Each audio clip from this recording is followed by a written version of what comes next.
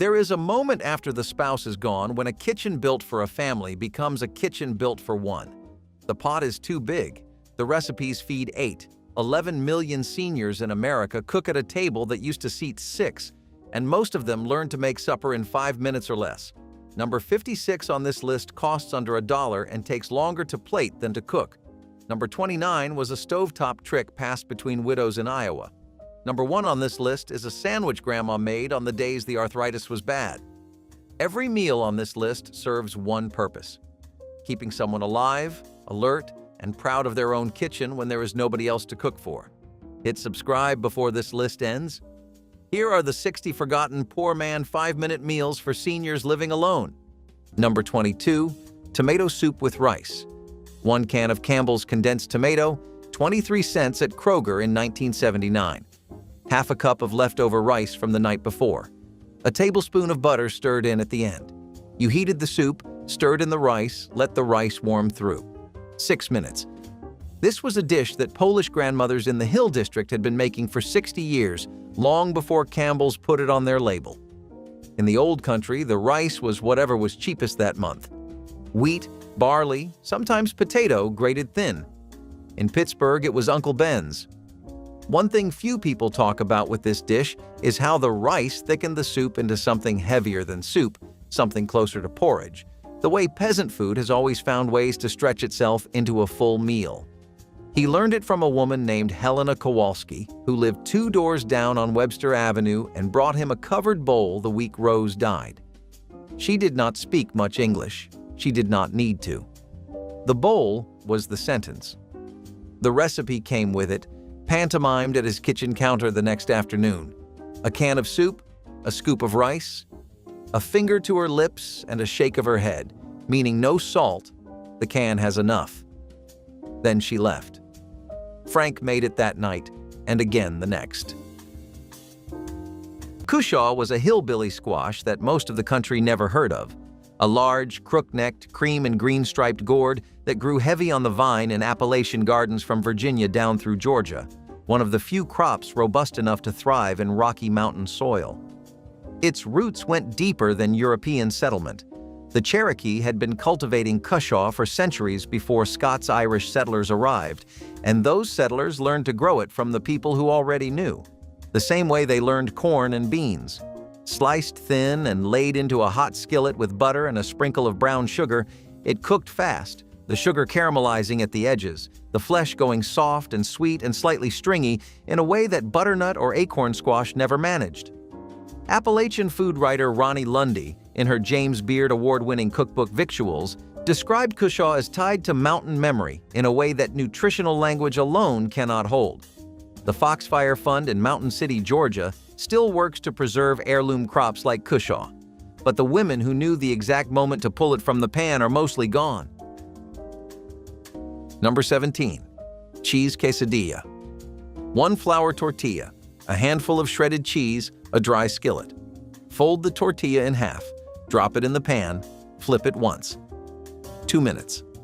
The cheese melted and held the tortilla together, and the edges crisped in the dry heat. Total cost, about 40 cents. Mexican-American families in South Texas made this for children as an afternoon snack. Seniors adopted it as a full meal because it was fast, required one hand, and could be eaten without a fork. A retired school bus driver in San Antonio named Ruben Garza told his daughter he ate quesadillas 4 nights a week. She asked what he ate the other 3 nights. He said crackers. The flour tortilla was introduced to American grocery stores on a national scale in the early 1980s. Before that, you had to live near a Mexican bakery or make your own. By 2024, flour tortillas outsold hamburger buns in the United States. The shift was not cultural appreciation. It was economics. A package of 10 tortillas cost $2.49. A package of 8 hamburger buns cost $3.29. Egg in a hole went by a dozen names depending on who raised you. Egg in a basket, egg in a frame, one-eyed Sam, and every family swore their name was the only right one. You pressed a drinking glass into the center of a slice of bread, dropped it into a buttered skillet, and cracked an egg right into the hole. The concept appeared in American cookbooks in the late 1800s, and Italian immigrants brought their own version, uova fritte nel pane, through Ellis Island around the same time. The trick your grandfather knew, the part nobody writes down, was frying that little bread circle alongside the toast in the same pan, using it to soak up the runny yolk like an edible spoon. 5 minutes, 1 egg, 1 slice of bread, 1 pat of butter. For a senior eating alone, it remains one of the most satisfying meals a single skillet and a quiet morning can produce. Pickled watermelon rind appeared in cut glass dishes at Southern Christmas tables, a sweet tart condiment that grandmothers put up in summer, but could also make quickly from store-bought jars enhanced with extra spices. Those who bought prepared rinds would simmer them briefly with additional cinnamon sticks, whole cloves, and a splash of vinegar to make them taste homemade. The translucent pale green pieces glistened like jewels, their texture crisp tender, and their flavor an unexpected combination of sweetness and pickle tang. Grandmothers served them alongside ham and turkey as a palate cleanser, their brightness cutting through rich meats and heavy gravies. The rinds connected Christmas tables to summer gardens and the waste-nothing philosophy that defined earlier generations. Even families who hadn't grown their own watermelons appreciated this old-fashioned condiment that seemed fancy but cost very little. Pickled watermelon rind proved that resourcefulness and flavor could coexist beautifully on holiday tables. Stuffed skillet hot dogs with onions and peppers brought the flavor of a street cart into the kitchen without the need for a grill. Hot dogs were scored and browned in a cast-iron pan, while sliced onions and bell peppers sautéed beside them in a little butter and salt. The vegetables softened and caramelized, releasing a sweetness that mingled with the smoky scent of the searing meat. Split rolls were toasted directly in the same pan to catch every bit of flavor. In less than 10 minutes, the hot dogs were nestled into the warm bread and piled high with the pepper and onion mixture, a quick dinner that felt indulgent and hearty. Families loved the one-pan cleanup and the way the dish fed a group with minimal effort. Each bite carried the taste of summer fairs and city sidewalks, proving that even a humble hot dog can become a meal worth remembering when time is short and hunger is strong. Ham and pickle relish. Sandwich spread is another reminder of how cookbooks leaned heavily on economy and speed. All it took was grinding up leftover ham, mixing it with a few spoonfuls of sweet pickle relish, and binding it all together with mayonnaise or mustard.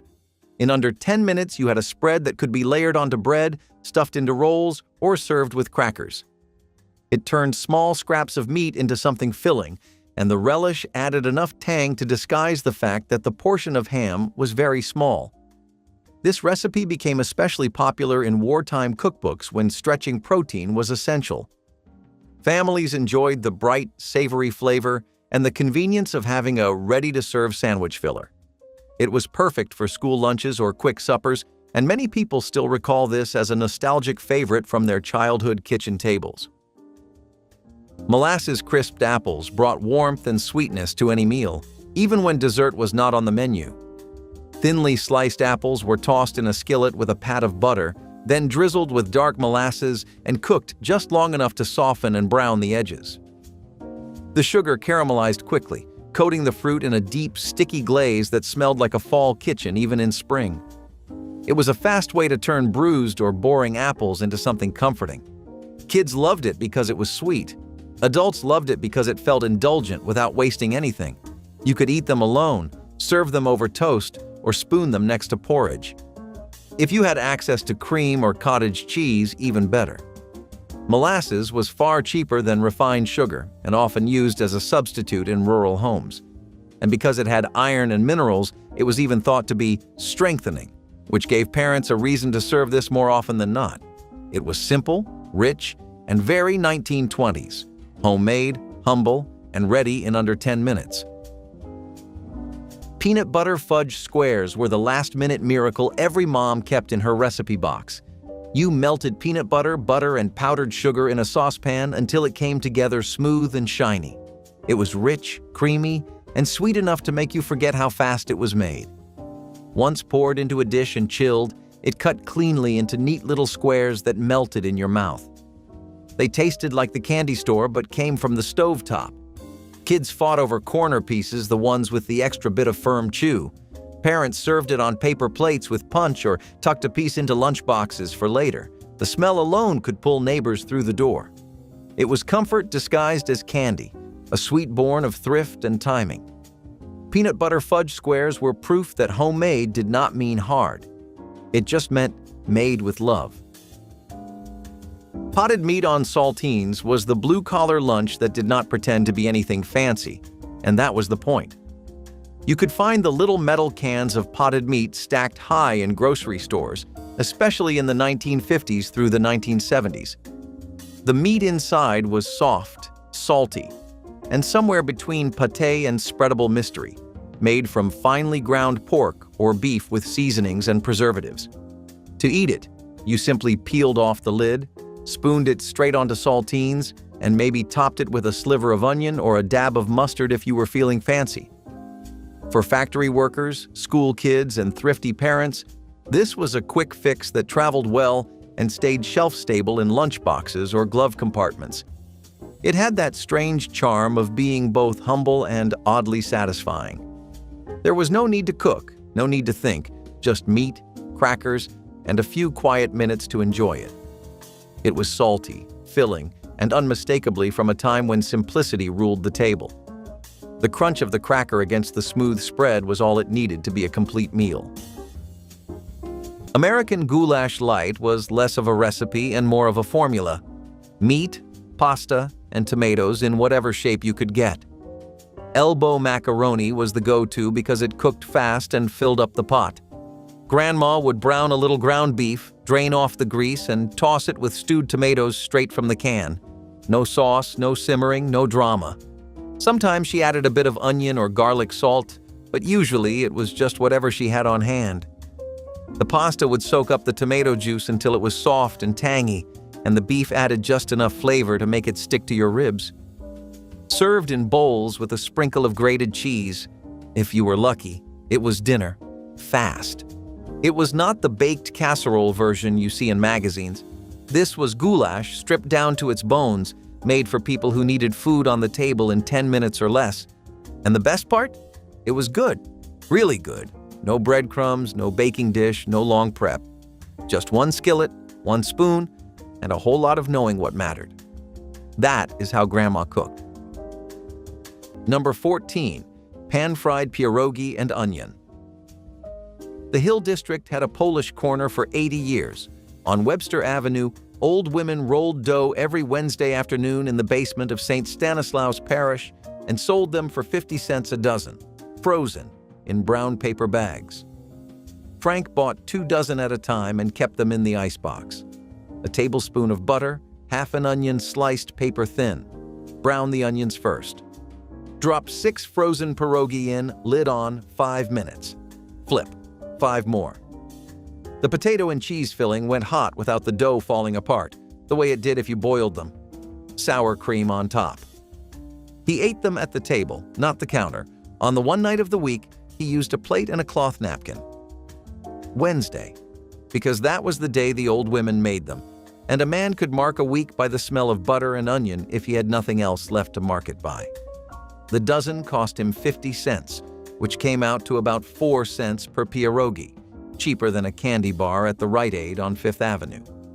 The foreman at the mill had once told Frank that food eaten on a cloth napkin tasted better than food eaten on paper.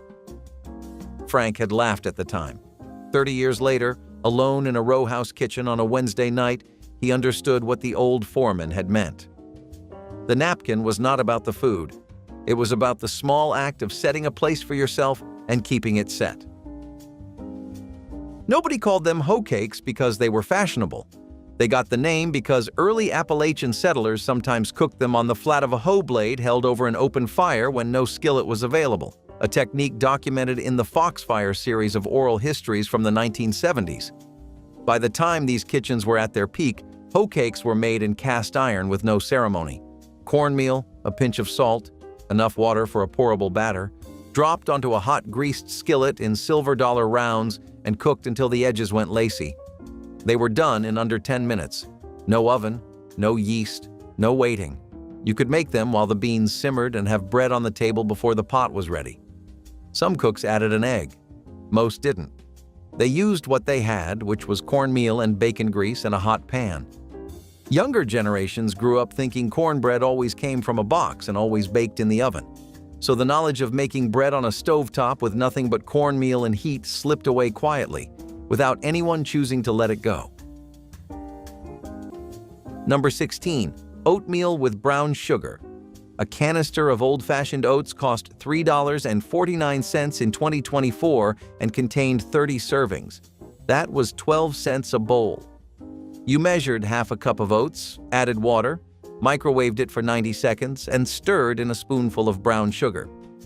5 grams of protein, 4 grams of fiber. A warm bowl that felt like morning even when you ate it at 7 in the evening.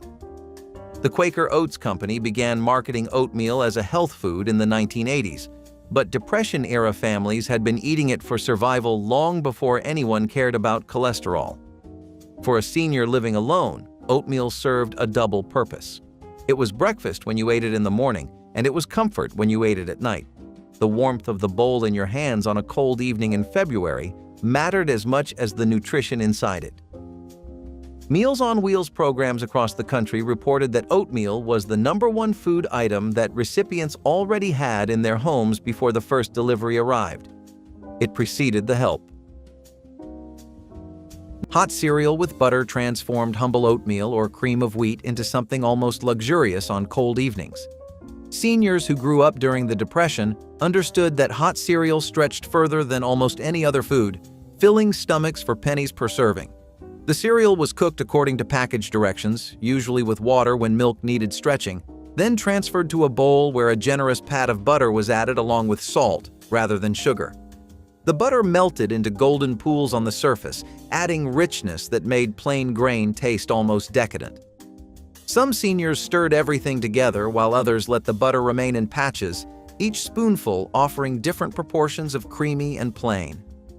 This savory preparation was common among those who preferred evening meals without sweetness. Hot cereal with butter represented economy and comfort combined, asking almost nothing of the cook, while delivering warmth on evenings when loneliness felt sharpest. And if Braunschweiger was too rich for the pantry, there was always sugar bread, the meal that had no business being called a meal at all. A slice of white bread, a smear of butter if you had it, a heavy shake of white sugar on top. That was it. During the Depression, when sugar cost 4 cents a pound and bread was a nickel a loaf, sugar bread was what mothers gave children who said they were still hungry after supper was gone. It wasn't nutrition, it was a negotiation. Some families skipped the butter entirely, just bread and sugar, folded in half so the crystals wouldn't fall. The strange thing is that people remember it with love, not bitterness. It tasted sweet. It came from someone who was trying. And when you're 8 years old and your mother hands you something that sparkles, you don't ask what it cost her to have nothing better to offer. You just eat it and feel lucky. Cranberry sauce from a can was the shortcut that grandmothers elevated with simple additions that made it taste homemade without requiring hours of simmering fresh berries. The jellied sauce slid from its can in a perfect cylinder, then was sliced into rounds or broken up with a fork depending on family preference. A splash of orange juice, some grated orange zest, and a pinch of cinnamon stirred in transformed the canned sauce into something that tasted like it came from a farmhouse kitchen. Some grandmothers added chopped walnuts or pecans for crunch, while others folded in diced apples or pears for texture and freshness. The enhanced sauce could be served immediately or chilled to firm up slightly, either way presenting beautifully in cut glass dishes. Grandmothers understood that shortcuts weren't shameful when the results were delicious, and the time saved could be spent with family. Bacon cornmeal mush squares were breakfast ingenuity at its finest, a marriage of thrift and comfort passed quietly between generations. Cornmeal, salt, and water came together over heat, thickening into a dense porridge poured into pans to cool overnight.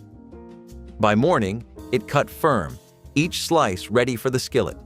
Dropped into bacon drippings, the squares crackled, their edges turning golden and crisp, while the centers stayed tender and creamy. The joy of cooking called it poor man's delight, But those who ate it knew better. It was the kind of food that filled both hunger and heart. The smoky aroma of frying bacon wrapped the room like a blanket, mingling with the sweet earthiness of corn. Served with syrup, butter, or a side of eggs, it carried the dual promise of simplicity and satisfaction. Every family made it a little differently, yet the spirit stayed the same. Nothing wasted, everything loved. Bacon cornmeal mush squares were proof that good food doesn't come from wealth. It comes from wisdom and care. Fish stick. Po' boy brought a taste of the Gulf Coast to busy kitchens using only what sat in the freezer. Packaged fish sticks baked or pan-fried until their coating turned golden and crunchy, while soft sandwich rolls warmed in the oven.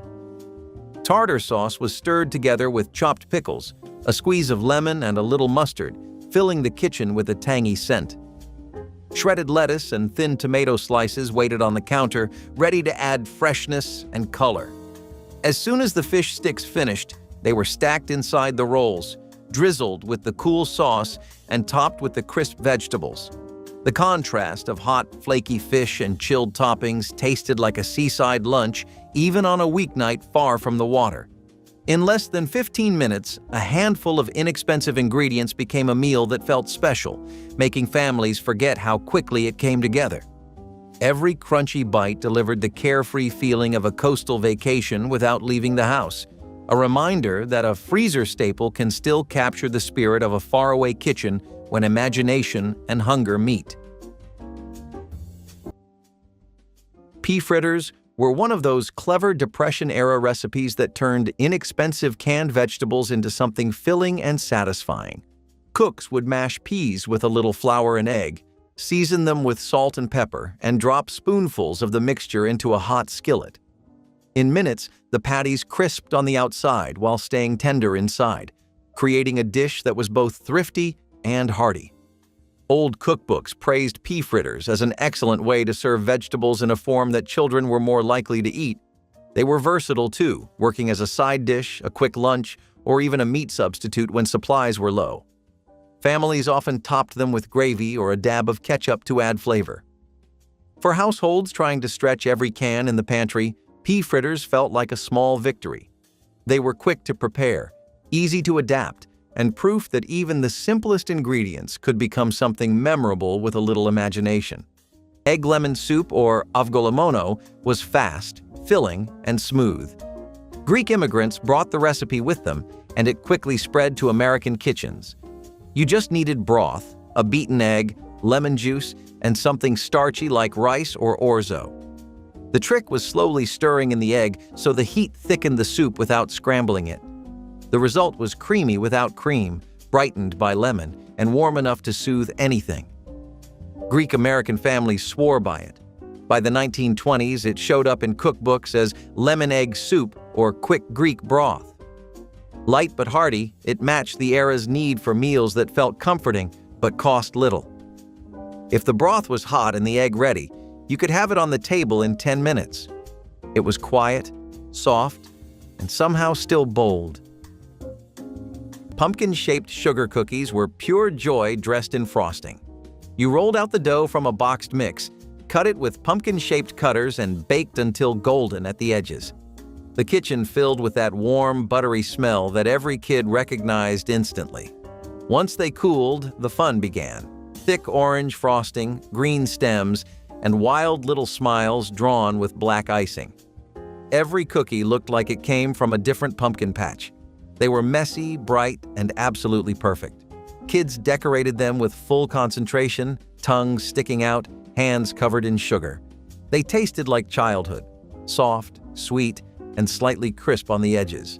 Parents loved them because they were easy. Kids loved them because they were theirs. The counter turned into a rainbow of frosting bowls and crumbs. Even after the cookies were gone, the smell lingered, cozy and happy. They were Halloween joy in edible form, the kind of treat that never lasted long enough. The quick bologna and egg scramble was the kind of dish you could throw together half asleep, and it still somehow tasted like a full breakfast. Dice up a few slices of bologna, toss them into a frying pan, and once they started to sizzle and brown, crack in a couple of eggs and stir. That was it. You could finish cooking it in less than 10 minutes, and it paired perfectly with toast or even wrapped inside a slice of white bread for an on-the-go bite. It became a staple in working-class kitchens from the 1950s to the 1970s, especially for early risers who needed something hot before heading to work or school. Bologna was cheap and easy to store. Eggs were almost always on hand, and together they made a hearty, salty, protein-packed dish. Some added onions or cheese, but most kept it plain and quick. The smell alone could drag people out of bed. And the best part? You only dirtied one pan. Creamed peas on buttered toast was one of those meals that whispered instead of shouted. It never tried to impress anyone. It was made for quiet nights, empty fridges, and long weeks. Grandma would melt a little butter in a pan, add canned peas, sometimes drained, sometimes not, and stir in milk and a bit of flour or cornstarch to thicken it. Salt, pepper, maybe a dash of sugar if the peas were too sharp. Then she would ladle the warm, creamy mix over thick slices of buttered toast. It was soft, it was mild, it was the edible version of a warm blanket. Nobody bragged about it, and no one ever asked for seconds out loud. But the plate was always clean by the end. It was a meal that held your hand, quietly filled you up, and gave you the strength to keep going. In some homes, it was the only hot food all week, and even if you had fancier ingredients or a longer grocery list, you still came back to this because it made you feel like a kid again. Just peas and bread and time. That was more than enough. Number 18. Spanish rice skillet. Frank made this the way a Navy cook had shown him in 1945 on a troop ship coming back from Leyte Gulf. 1 cup of long-grain rice, toasted in a dry pan until it smelled like popcorn. Half an onion. 1 can of diced tomatoes. Chicken broth from a bouillon cube. Cumin, chili powder, salt. 10 minutes covered, no peeking. The whole thing came out of the pan onto the plate in one heap, steam rising. The Navy cook, a man named Earl Ruiz from El Paso, had taught a dozen sailors this recipe on the long passage home because the galley was running short of everything except rice and canned tomatoes. 34 years later, Frank still made it the same way, including the cumin, which you could not buy on Webster Avenue in 1945, but which sat in a small jar in his cabinet in 1979. And the cumin was the detail that told you the dish had traveled. A man from the Hill District in Pittsburgh was cooking a recipe that had crossed 3 oceans and 40 years to land on his plate. Earl Ruiz had learned it from his own grandmother in El Paso. Earl's grandmother had learned it from her mother, who had cooked it on a cast-iron plancha over a wood fire in a small kitchen outside Juarez before the 1910 revolution. The recipe had passed through a troop ship in 1945 and settled in a Pittsburgh row house by 1979. Frank did not know any of that. He knew the toasted smell of rice, the way the tomatoes bubbled down to paste, the small orange circles of fat on the surface when the cumin hit the hot oil. He knew the meal cost less than 80 cents to make and fed him for 2 nights. The rest of the history was carried in the bouillon cube and the small jar of cumin, silent, and he ate the dish without asking. Number 13. Scrambled eggs and toast. Clara Canucciari was 93 years old when her grandson filmed her making Depression-era recipes in her kitchen. One of the first things she made was scrambled eggs. She cracked 2 eggs into a bowl, stirred them with a fork, poured them into a buttered pan, and pushed them around for 90 seconds. 2 slices of toast on the side. That was dinner. During the Depression, her family ate scrambled eggs 3 or 4 times a week because a dozen eggs cost 18 cents in 1933, and each egg was a self-contained meal. In 2024, a dozen eggs cost around $3.50 at most grocery stores, which still made each egg less than 30 cents. For a senior with limited grip strength, cracking eggs was sometimes the hardest part. Some kept a small bowl on the counter to crack them against the edge. Some bought liquid eggs in cartons. The adaptation was quiet, practical, and invisible, like most things seniors did to keep themselves fed. The videos Clara made with her grandson gained millions of views on YouTube. Cinnamon toast delivered sweetness and warmth in under 5 minutes, becoming the default supper for seniors who craved comfort without complexity. The preparation was almost meditative. Bread was toasted until golden, then spread immediately with soft butter that melted into the warm surface. Sugar and cinnamon, pre-mixed in small jars kept near the stove, were sprinkled generously over the buttered surface. The heat caused the sugar to dissolve slightly, creating a thin, sweet crust that crackled between teeth. Some seniors placed their cinnamon toast under the broiler to caramelize the topping into something approaching candy. The aroma alone lifted spirits on difficult evenings. This was comfort food in its purest form, requiring nothing fancy and delivering everything needed. For widows and widowers eating alone during the 1950s and 60s, cinnamon toast meant dessert and dinner combined into one affordable, satisfying meal that tasted like childhood remembered. Braunschweiger on crackers was the lunch that lived in every Midwestern refrigerator for 40 years and then quietly disappeared. The German liverwurst, smooth, spreadable, dark as wet clay, came wrapped in a plastic casing you peeled back like a banana. You spread it on Ritz or saltines with a butter knife, maybe added a thin slice of onion or a line of yellow mustard. And that was lunch. In the 20s and 30s, when German immigrant communities still dominated whole neighborhoods in Milwaukee, Cincinnati, and St. Louis, Braunschweiger was as common as peanut butter. It was cheap protein that kept for weeks in the icebox. Kids carried it in lunchboxes next to an apple and never thought twice. When fresh deli meats became affordable in the 60s, the spread lost its place. The taste was too strong, too particular, too tied to a generation that was already getting old. If you can still find it in the supermarket, it's usually on the bottom shelf, where the things nobody buys anymore go to wait. Hot spiced fruit compote was the warm side dish that grandmothers assembled from canned fruits transformed by butter, brown sugar, and Christmas spices into something that tasted homemade and special. Canned peach halves, pear halves, pineapple rings, and maraschino cherries were drained and arranged in baking dishes, then dotted with butter and sprinkled with brown sugar, cinnamon, and a pinch of nutmeg.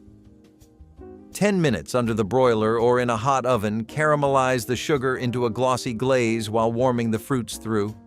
The compote was served hot alongside ham or turkey, its sweetness complementing savory meats while its warmth contrasted with cold salads and relishes. Grandmothers who wanted extra richness added a splash of rum or brandy before baking, the alcohol burning off while leaving behind its warm flavor. Hot spiced fruit compote proved that canned goods, when treated with creativity and care, could become memorable holiday dishes. Curried deviled ham spread was the bold cousin of the ordinary sandwich filler. The joy of cooking tucked it under quick luncheons, where a handful of ingredients could transform into something unforgettable. Minced ham mixed with mustard, mayonnaise, and a touch of curry powder created a spread both spicy and savory. In 5 minutes, a leftover slice became lunch worth savoring. Served on rye or between saltines, it was a snack that tasted daring for its time. The curry added warmth, while the ham brought comfort, a combination that felt both familiar and new. It was the taste of post-war kitchens discovering spice and possibility. People made it for picnics, teas, or to fill celery sticks for hors d'oeuvres. It was proof that even fast food could be fearless. Ham and cheese biscuit sandwiches turned leftovers into a satisfying handheld meal that tasted like a weekend treat even on the busiest night. Flaky biscuits baked from a can or quickly mixed from scratch rose high in the oven while slices of baked ham warmed in a skillet. As soon as the biscuits were golden, they were split open and layered with the savory ham and slices of sharp cheddar or mild American cheese. A few minutes back in the warm oven melted the cheese into a gooey blanket that glued everything together. The salty ham, buttery biscuit, and rich cheese made a perfect combination that required no side dish and no long wait. For families coming home late, this sandwich was both supper and comfort, a way to turn yesterday's roast into tonight's fast feast. Children grabbed them hot from the tray, and the memory of that warm bite remains an echo of efficiency and home-style pleasure. Celery Victor was a dish that proved even a humble vegetable like celery could be dressed up into something special. This recipe called for cooking celery stalks until just tender, then marinating them quickly in a vinaigrette of oil, vinegar, and herbs. Once chilled, The celery was served as a salad, often on lettuce leaves or with slices of hard-boiled egg for garnish. Old cookbooks promoted it as a sophisticated option, despite its modest ingredients, and it was sometimes featured in restaurants before making its way into home kitchens. Families appreciated how quickly it came together and how it made use of a vegetable that was often overlooked. Celery Victor was light, refreshing, and inexpensive, which made it perfect for luncheons, picnics, or summer suppers. It was the kind of recipe that elevated the ordinary with just a few simple steps. Though celery rarely takes center stage, this dish gave it a moment to shine in a thrifty and flavorful way. Milk toast was a warm hug in a bowl. If you grew up in a modest household during the 1920s, there is a good chance this was your breakfast, or your supper, at least once a week. You started by lightly toasting plain white bread, laying the slices in a shallow dish, and then pouring scalded milk over the top until it's soaked through. A pat of butter on top, maybe a sprinkle of cinnamon or sugar if you were lucky, and that was it. Just like that, you had a soft, custardy dish that soothed upset stomachs, filled empty bellies, and made the best use of simple ingredients. This was not food meant to impress. It was food that made do, quiet, gentle, and easy to love if you grew up with it. Many families relied on milk toast during illness or hard times. Doctors even recommended it for patients recovering from fevers or stomach bugs, calling it light but sustaining. What today might sound like soggy toast was once a go-to comfort meal. And if you were a child waking up to a cold kitchen and an even colder world outside, a bowl of warm milk toast felt like safety itself. Chocolate-dipped marshmallows on sticks turned simplicity into celebration. A bag of marshmallows, a bar of chocolate, and a handful of sprinkles were all you needed. You melted the chocolate slowly, dipped the marshmallows one by one, and lined them up to cool on wax paper. Each one became a small piece of Halloween art, shiny, sweet, and full of charm. Parents made them the night before parties, letting kids decorate them with crushed candy or colored sugar. They were bright, festive, and surprisingly elegant for something made from pantry leftovers. Kids waved them around like candy wands, sticky fingers leaving chocolate fingerprints on everything. You could make dozens in under an hour, perfect for last-minute gatherings or trick-or-treat swaps. They tasted like every good part of childhood, soft, sugary, and just a bit over the top. A bite meant chocolate cracked, marshmallow squished, and smiles followed. It was fun disguised as food, a Halloween staple that never needed perfection to be adored. Fruit cocktail with whipped topping was the shortcut dessert that made every child grin and every tired parent sigh in relief. All it took was one can of fruit cocktail, peaches, pears, grapes, and cherries in syrup, drained and stirred together with a big dollop of whipped topping from the tub. Served chilled, it was creamy, sweet, and light enough to finish off any meal. In the 1970s, this was the go-to dessert for last-minute guests, potlucks, or just a Tuesday night. You could jazz it up with coconut, marshmallows, or chopped nuts, but the plain version had its own charm. The whipped topping clung to every fruit piece, turning even a grape into something decadent. Best of all, you could keep both ingredients on hand for weeks. No baking, no prep, no problem. It was one of those nostalgic little treats that sat at the corner of convenience and comfort, always cold, always sweet, and always gone within minutes.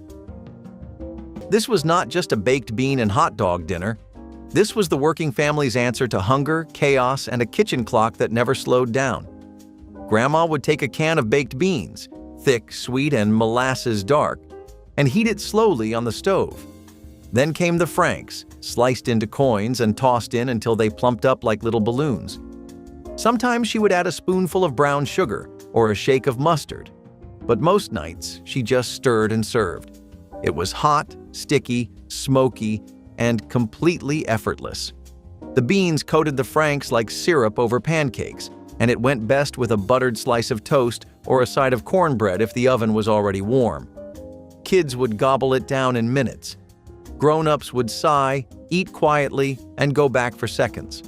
It was the kind of stovetop magic that made do with what you had and somehow made it taste better than it should. You never forgot the smell. And even if you rolled your eyes when she made it, you would ask for it again once life got harder and you needed something easy. That is what made it a keeper. Number 20. Egg in a basket. The first printed American recipe showed up in the 1890 Boston Cooking School cookbook under the name Eggs with a Hat.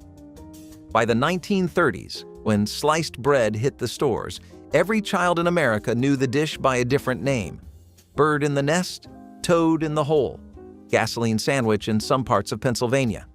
Frank used a juice glass to cut the hole, buttered both sides of the bread, and laid it in the pan. The egg cracked into the hole. 3 minutes covered, 1 minute uncovered, and the toast caught gold around the yolk. He saved the cutout circle, fried it alongside, and used it to mop the last of the yolk off the plate. Nothing wasted. That rule came from the Depression, and old men who lived through it never stopped obeying it. Dried apple rings hung from smokehouse rafters from September through spring, sliced thin in late summer, dried on strings or racks until they went dark and leathery, storing a summer's sweetness in each wrinkled ring. You reconstituted them in a skillet with water and butter, let them plump and soften, then drizzled sorghum molasses over them while they were still warm. The combination tasted richer than it had any right to. Tart sweet apple against deep, slightly bitter molasses, smelling of cinnamon even when no cinnamon had been added. Sorghum had been the everyday sweetener in mountain counties since before refined sugar was affordable. Small sorghum mills operated through most Appalachian communities well into the 1960s, pressing juice from the cane and boiling it down in open-air copper evaporators. This was the kind of supper that crossed the line between food and memory so completely that the smell alone, decades later, could stop someone still. Number 24. Peanut butter and banana sandwich. George Washington Carver spent decades proving that the peanut could feed a nation. He was right. A jar of peanut butter cost $2.50 in 2024 and lasted a single person 2 weeks. A bunch of bananas cost 65 cents. 2 slices of bread, a smear of peanut butter, half a banana sliced on top. That was a meal with 15 grams of protein, potassium, and enough calories to carry a person through an entire evening. Senior centers across the rural South served this as an afternoon meal because it required no refrigeration, no preparation space, and no cleanup beyond a butter knife and a plate. Harold Meeks, a retired carpenter in Paducah, Kentucky, ate one every night at 5:30 for the last 4 years of his life. His daughter found the routine maddening. His doctor found his potassium levels perfect.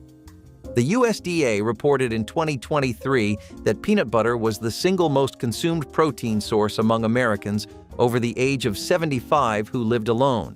Not chicken, not eggs. Peanut butter. The reason was not taste. Peanut butter on crackers provided complete protein and staying power without requiring a single pot or pan.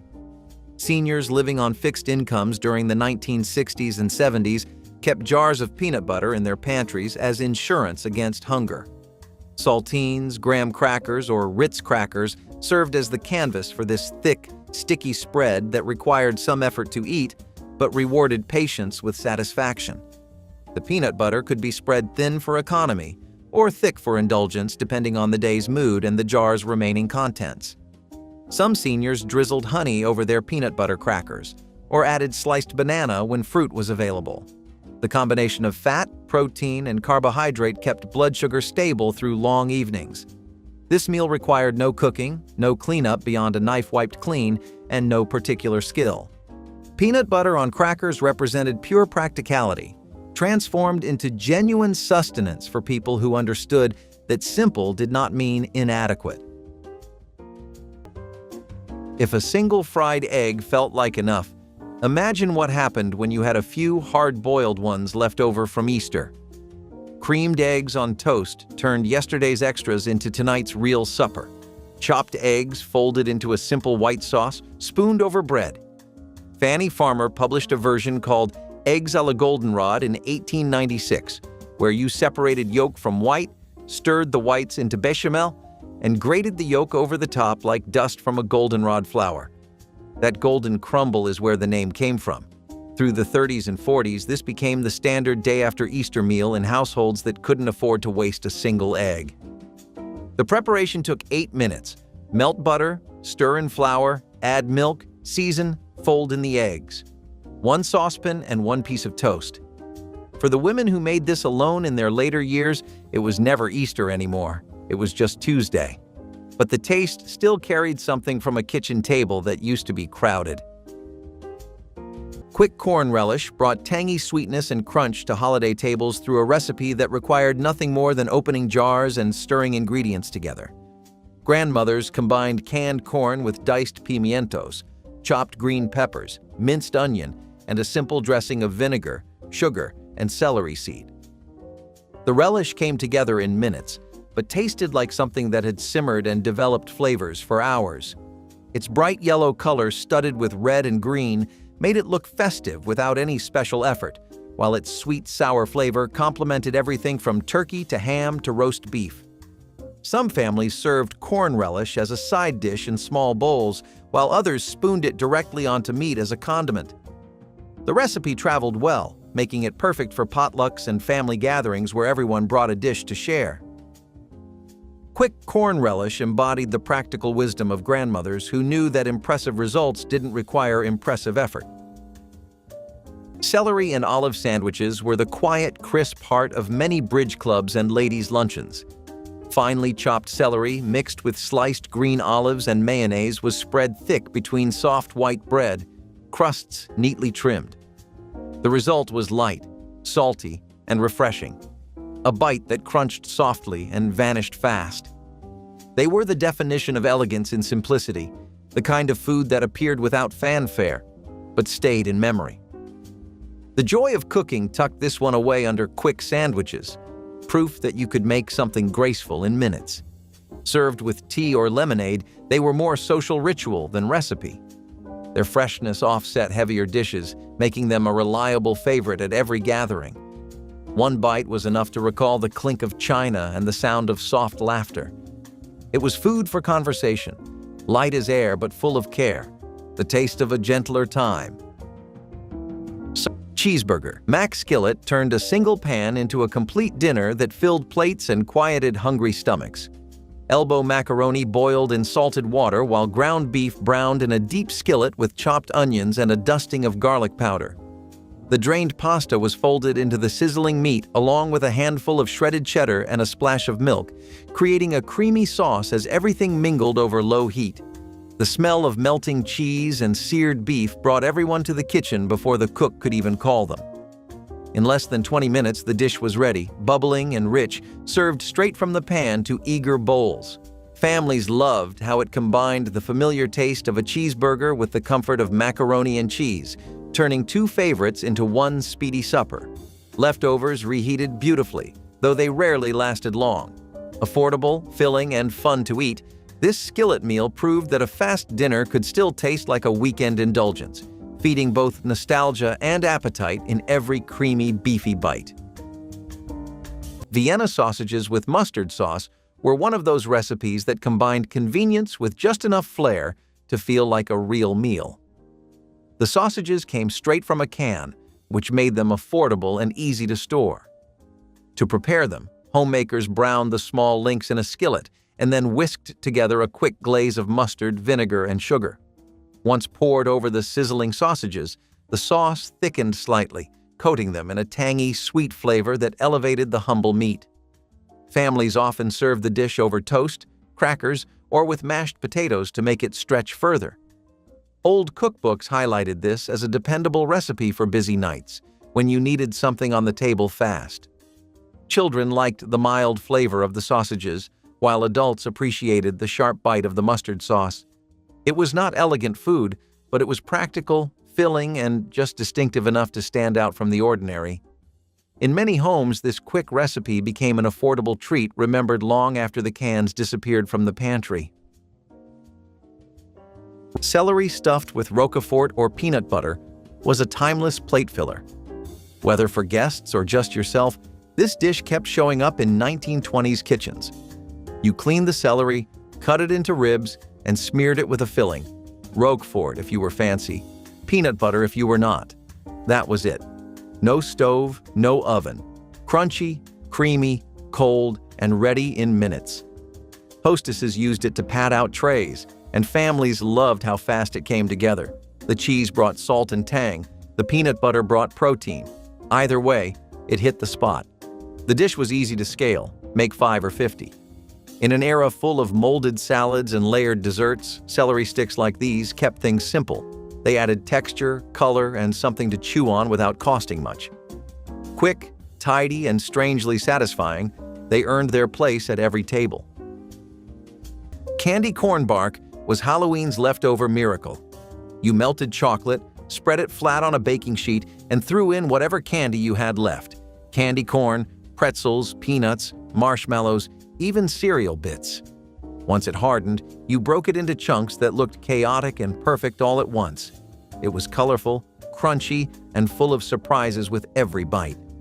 Parents made it when they wanted to clean out the candy bowl but still give the kids something new. It was sweet, salty, and endlessly forgiving. You could not mess it up if you tried. Kids loved the colors, the crunch, and the excuse to eat candy twice in one day. It looked fancy enough for parties, but came from pure thrift and fun. Candy corn bark was the definition of 70s kitchen creativity, turning leftovers into celebration. A treat for everyone, made from whatever sweetness the night had left behind. The mayonnaise and banana sandwich is the kind of recipe that sounds like a dare, but was once a very real part of many American lunches. During the 1970s, this sweet and creamy pairing showed up in school lunchboxes, kitchen counters, and budget cookbooks alike.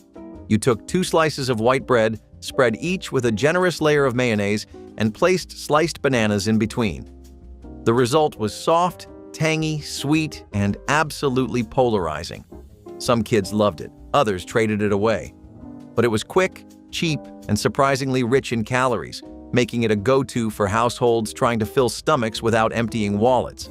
Some families added a shake of cinnamon, a drizzle of honey, or even crushed peanuts to give it extra flair. But the classic version kept it simple and strange.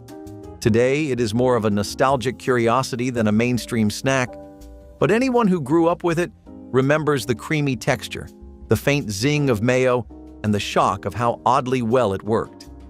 If you were in a rush, out of lunch meat, or just adventurous enough, this sandwich was waiting in the wings. Peanut butter and bacon sounds like a dare today, but to Grandma, it was just Tuesday lunch. This was a sandwich born in the tail end of the Great Depression and carried proudly into the next decade by people who knew how to stretch every ingredient. She would fry up strips of bacon until they crackled, drain them on the same paper towel she used all week, then lay them across a thick spread of peanut butter on white sandwich bread. That was it. No lettuce, no tomato, no fancy mayonnaise, just salt, fat, protein, and speed. Kids loved the crunch. Grown-ups loved how it filled you up without burning through the grocery budget. And for something so strange-sounding, it just worked. The warmth of the bacon softened the peanut butter slightly, and the two came together like old friends who had nothing in common but always got along. Sometimes she would add a second slice of bread, but often it was open-faced and served cold. It was portable, practical, and surprisingly satisfying. And in homes where time was short and mouths were many, that counted for everything. You might laugh at it now, but one bite would probably bring it all back. Number 17, grilled cheese and tomato soup. The pairing was stitched into American memory by the Great Depression and finished by World War II. School cafeterias used to serve it as a complete protein, cheese for the fat, tomato soup for the vitamin C. In 1979, a can of Campbell's cost 23 cents. 2 slices of sunbeam bread, 1 slice of American cheese, a pat of butter in the skillet. 7 minutes total. Frank buttered the outside of the bread, not the inside. You only had to make it wrong once to learn that. He ladled the soup into a coffee mug because a mug kept the soup hotter than a bowl, and because Rose's bowls sat in a box in the basement and he had not taken them out since the funeral. The mug was fine. The soup did not know the difference. Chocolate gravy is exactly the kind of dish that makes people from outside Appalachia raise an eyebrow until they taste it.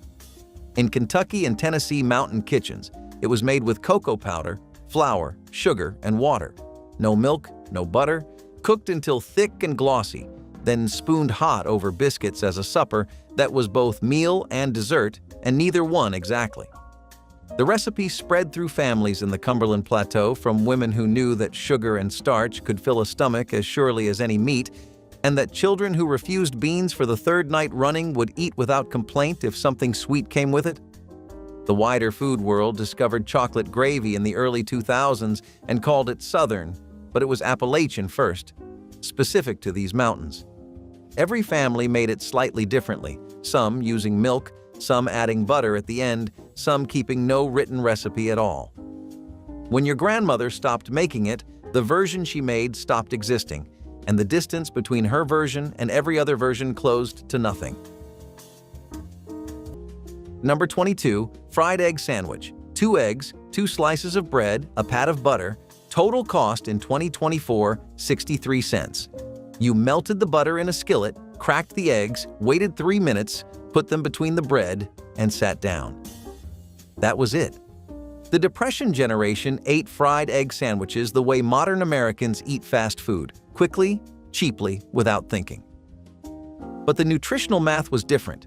2 eggs had 12 grams of protein, B12, and choline, a nutrient that most seniors were deficient in and that doctors now link to memory and brain function. Diners across America sold fried egg sandwiches for 35 cents in the 1970s. By the 1990s, they had mostly disappeared from menus. But in kitchens where money was tight and time was short, the fried egg sandwich never went anywhere. Edna Kowalski, a retired seamstress in Toledo, Ohio, made one every morning and every evening for 19 years. She called it her bookend meal. The day started and ended the same way. That rhythm mattered to her more than the food itself. Cottage cheese and canned fruit became staple supper for seniors who needed protein without cooking effort and welcomed sweetness without dessert guilt. This combination required nothing more than spooning cottage cheese onto a plate and arranging canned peach halves, pear slices, or fruit cocktail alongside. The curds provided protein and calcium, while fruit offered vitamins and comfort of something sweet. During the 1950s and 60s, this was considered health food, recommended by doctors for patients needing gentle nourishment. The cottage cheese came in different curd sizes according to preference, and canned fruit ranged from budget brands to premium varieties. Some seniors added cinnamon or honey when company feelings struck. The cost remained minimal, since both ingredients kept well and stretched across multiple meals. Cottage cheese and canned fruit represented the intersection of economy and nutrition that practical seniors navigated daily, providing satisfaction without demanding time or energy. Cinnamon sugar toast required nothing but bread, butter, a spoonful of sugar, and a shake of cinnamon. Yet the old cooks made it like it mattered. The secret was the broiler. Anyone could sprinkle sugar on buttered toast, but only the ones who knew slid it under the flame until the sugar bubbled and cracked into a thin, caramelized shell. You had maybe 30 seconds between perfect and ruined. During the Depression, when a loaf of white bread cost a nickel and cinnamon was one of the few spices most kitchens kept, this was the cheapest treat a child could hope for. By the 1960s, it was the after-school snack in nearly every American home, the smell of burnt sugar and warm cinnamon hitting you before you even dropped your school bag. For the seniors who live alone now, that taste is a direct line back to a kitchen counter they once stood at, waiting. The person who handed them that plate is gone. The cinnamon is still in the cabinet. Cranberry orange relish was the bright, fresh condiment that grandmothers whipped up in their new food processors or old-fashioned meat grinders, while other dishes simmered on the stove. Unlike the jellied cranberry sauce that slid from cans, this relish sparkled with texture and tartness that cut through rich holiday foods like nothing else could. The recipe required just 3 ingredients: fresh cranberries, a whole orange cut into chunks including the peel, and sugar to taste. Everything went through the grinder or processor until coarsely chopped, the orange oils releasing their perfume as they mixed with the berries. The relish needed time for flavors to meld, but the actual preparation took under 5 minutes of active work. Grandmothers made it the night before or early Christmas morning, letting it chill while they focused on the main meal. The vibrant ruby color looked stunning in cut glass dishes that came out only for holidays, proving that the simplest preparations often made the most beautiful presentations. Tomato rarebit was comfort poured over toast.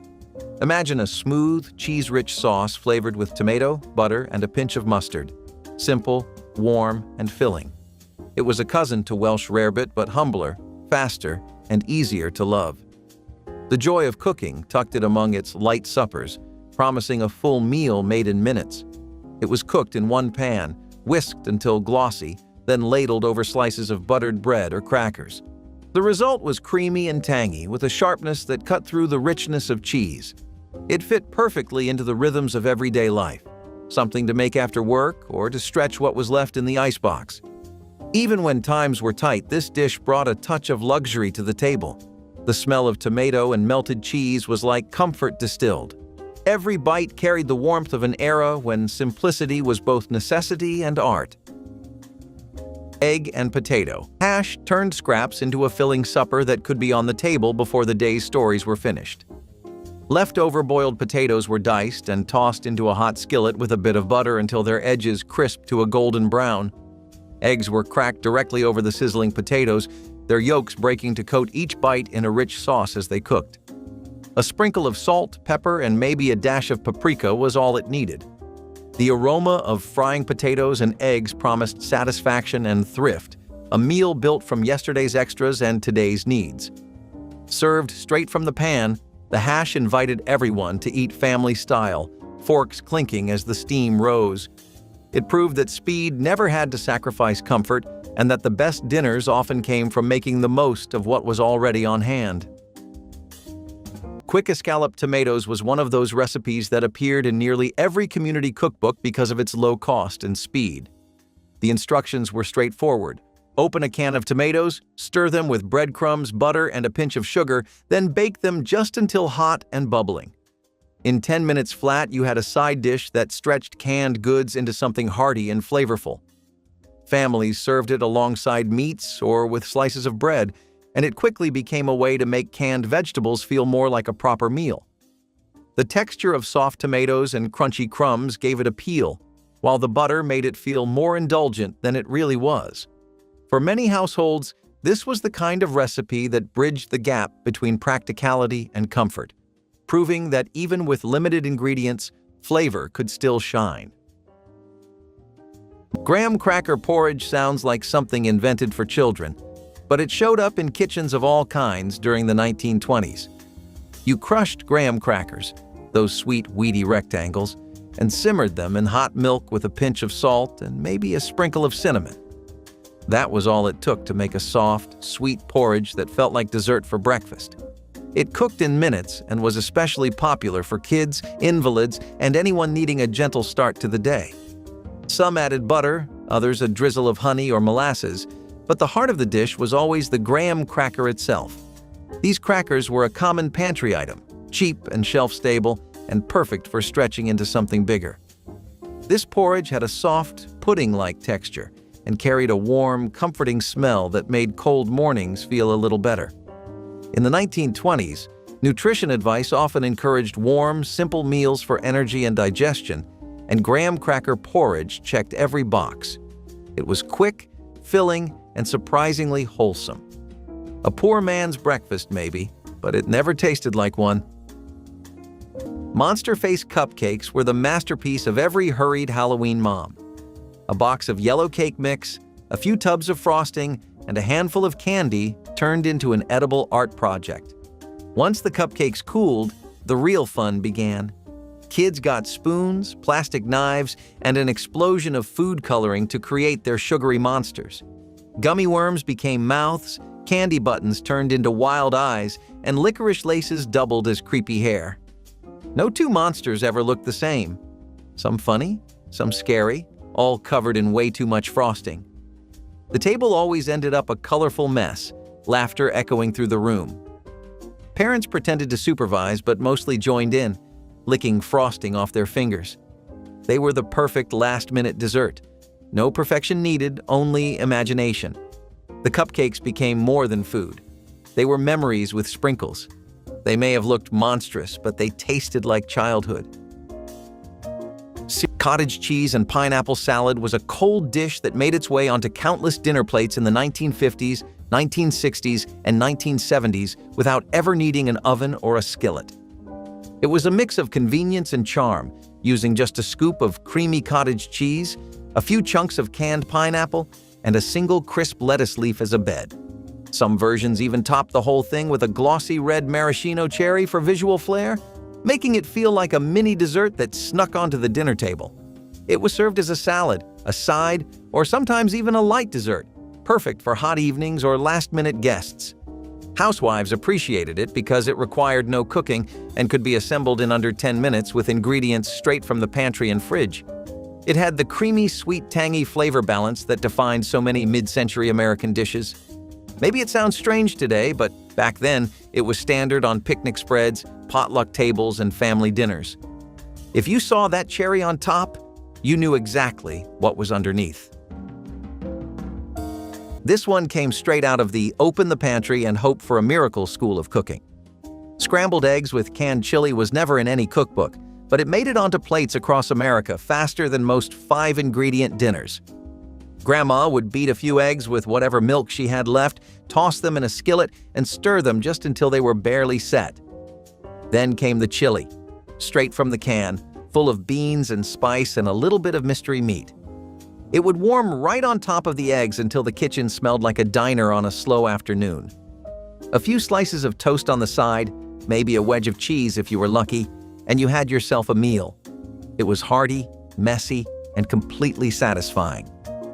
No one asked what brand the chili was or whether the eggs were farm fresh. What mattered was that it was hot, filling, and on the table in 10 minutes. It was meals like this that made it possible to get through the rest of the week. And once you have eaten it once, you will understand why it never needed a recipe. Number 13, salmon patties. 1 can of pink salmon, 98 cents at Giant Eagle in 1979. 1 egg, a handful of saltine crumbs.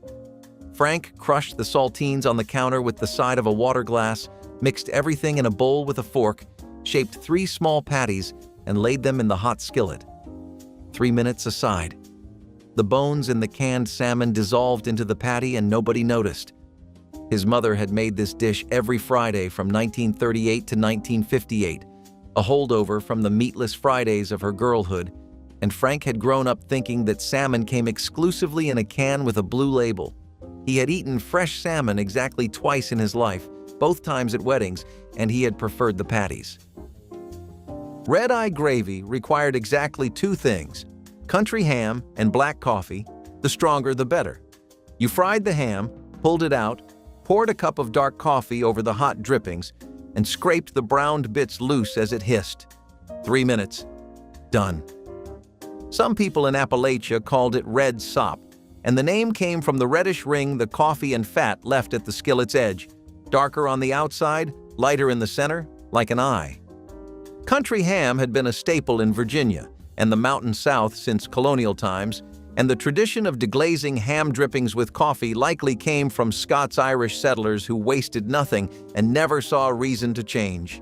You poured it over grits or biscuits, and the bitterness of the coffee cut the salt and fat in a way that shouldn't have worked, but absolutely did.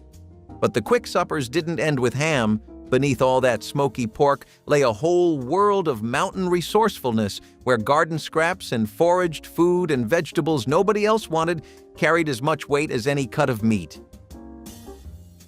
Number 14, bologna and cheese sandwich. 2 slices of white bread, a slice of bologna, a slice of American cheese, a smear of mustard. That was the lunch that built working-class America and then retired with it. Oscar Mayer bologna cost $2.49 a package in 2024 and contained enough slices for 8 sandwiches. That was 31 cents per meal before the bread and cheese. Factory workers in Detroit and Cleveland and Gary ate this every day for 30 years, then kept eating it in retirement because the taste was wired into them. It was not nostalgia, it was neurological. The flavor of cold bologna on soft bread with yellow mustard triggered something that no restaurant meal could replicate. For a senior living alone, this sandwich was less than 5 minutes from start to finish, required no heat, no cleanup beyond a plate, and tasted exactly the same every single time. That predictability was not boring. It was safe. In a world where everything else was changing and falling away, the bologna sandwich stayed exactly where you left it. The economics of meals like this one tell a story that the food industry would rather you did not hear. A package of bologna, a loaf of bread, and a block of cheese cost under $7 together and fed a person for a week. A single frozen dinner from the same grocery store cost $4 and lasted one night. The math was not complicated, but the frozen dinner had a commercial and a colorful box and a place in the freezer section at eye level. The bologna was on the bottom shelf. The beans were in the back aisle. The oats were wherever the store decided to hide them. These meals survived not because of marketing, but in spite of it. The cheapest, most nutritious foods in America are the ones with the smallest advertising budgets and the lowest profit margins. That is not an accident. It is a business model that depends on seniors not knowing what a can of beans and a slice of bread can actually do. Sardines on crackers represented pantry cooking at its most practical, requiring nothing more than opening a tin and arranging contents on whatever crackers were at hand. For seniors living alone during the 1960s and 70s, this combination offered complete protein and essential oils without any cooking whatsoever.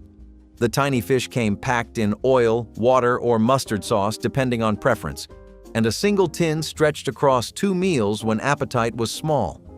Saltine crackers were the traditional base, their neutral flavor providing contrast to the rich, briny fish. Some seniors added lemon juice or hot sauce to brighten flavors. Others mashed the sardines with a fork, creating a spread that distributed more evenly. The entire meal cost pennies and provided nutrients doctors recommended for aging bodies. Sardines on crackers were consumed at kitchen tables by people who understood that dignity in dining came from adequacy, not extravagance. The tomato sandwich needed exactly 3 things: soft white bread, mayonnaise, and a tomato so ripe the juice ran down your wrist the moment you sliced it. In the South, where summer gardens overflowed from June through September, this wasn't a side dish or a snack, it was lunch. Harriet Ross Colquitt documented it in the Savannah Cookbook in 1933, though families had been making it for generations before anyone thought to write it down. The rules were unwritten, but firm. Duke's mayonnaise if you were from the Carolinas, Hellman's if you were from anywhere else. Tomato at room temperature, never refrigerated, because cold kills the flavor. Salted heavier than you'd think. The salt draws out the juice, and the juice is the whole point. You ate it standing at the sink or out on the porch, and you didn't bother with a plate. A tomato sandwich in August cost next to nothing and tasted like the entire summer had been building toward that single bite. Ambrosia salad appeared at Christmas gatherings in cut glass bowls, its layers of fruit and coconut glistening with sweetness that children considered dessert masquerading as a side dish. Grandmothers assembled it from canned mandarin oranges, pineapple chunks, maraschino cherries, miniature marshmallows, and shredded coconut, all folded together with sour cream or whipped topping. The preparation required nothing more than opening cans, draining fruit, and stirring everything together in a large bowl before chilling. Some versions included sliced bananas added just before serving to prevent browning, while others incorporated chopped pecans for crunch. The name ambrosia referenced the food of the gods, and to children of the era, it truly seemed divine, sweet, creamy, and studded with colorful fruit and puffy marshmallows. Grandmothers knew the salad improved after chilling for an hour, allowing the marshmallows to soften slightly and the flavors to meld into creamy harmony. Mock crab salad was a dish that smiled through hard times, a clever illusion born from creativity. The joy of cooking included it as a quick fish substitute, though no crab ever swam near it. Chopped eggs, celery, and a bit of onion were folded into mayonnaise seasoned with paprika and vinegar. The flavor, surprisingly, came close, fresh, tangy, and satisfying on crackers or bread. It was a dish made by those who knew how to stretch the truth and a dollar at the same time. Served chilled in lettuce cups or on toast, it was both playful and practical. Housewives praised it for taste and speed. Children loved it because they believed the name. It was the taste of make-do magic, proving once again that imitation could be its own kind of art. Steak tips with garlic butter turned small pieces of beef into a dinner that tasted far more luxurious than the clock allowed. Bite-sized cubes of steak were seasoned with salt and pepper, then seared quickly in a smoking hot skillet until browned on the outside and just tender within. As the meat rested for a moment, butter melted in the pan with minced garlic and a handful of fresh parsley, creating a sauce that smelled like a steakhouse. The sizzling butter was poured back over the meat, coating every piece in rich, garlicky flavor. Served over toast, rice, or even plain with a side of vegetables, the dish offered restaurant-style indulgence in the time it took to set the table. Families loved how a modest amount of beef could feel like a feast, and the sound of butter hitting the hot pan became a signal that the day's work was over and something delicious was ready. Shrimp wiggle was the kind of dish that perfectly captured the spirit of mid-century convenience cooking, and it was as charmingly simple as it sounds. Housewives looking to put something quick and satisfying on the table would open a can of shrimp, another can of peas, and stir both into a quick white sauce made from butter, flour, and milk. Once thickened, the whole mixture would be spooned generously over toast, biscuits, or even rice. What made this dish endure in old cookbooks was not only how inexpensive it was, but how much it looked like a true dinner, when in reality it took barely 10 minutes from start to finish. Children loved the creamy sauce and bright peas, while adults felt like they were eating something elegant thanks to the shrimp. The name itself added a little bit of fun, which made this meal a small morale booster in an otherwise frugal kitchen. Creamed sardines on toast were the working man's comfort food, no doubt about it. You took canned sardines, packed in oil or water, mashed them lightly, and stirred them into a quick white sauce of butter, flour, and milk. The sauce softened the strong flavor and made the fish feel richer than it actually was. Then you ladled the warm mixture over toast, maybe sprinkled on some pepper or parsley if you had it, and called it a meal. It was salty, creamy, and full of protein, exactly what families needed when meat was hard to come by. Sardines were cheap and nutritious, and they had the benefit of being shelf-stable in a time when fresh fish was a luxury for coastal towns only. Rural families stocked up on them, and this was one of the fastest ways to turn a humble can into something hearty. If you were lucky, you would get a slice of tomato or onion on the side. But even without extras, creamed sardines hit the spot, and they were on the table in under 10 minutes, which made them one of the most dependable dishes of the time. Butterscotch haystacks were the golden treasure of quick Halloween afternoons, sweet and shiny and full of crunch. You melted butterscotch chips in a pot, the smell filling the kitchen with that rich caramel scent that clung to the air. Then came the chow mein noodles, odd little sticks that somehow turned into candy once they were covered in melted gold. You stirred fast before it hardened, dropping spoonfuls onto wax paper, each one a messy masterpiece. They cooled into crisp, glossy clusters that looked like tiny hay piles left behind by some candy-loving scarecrow. Kids called them witch nests, monster nests, or just the best thing on the table.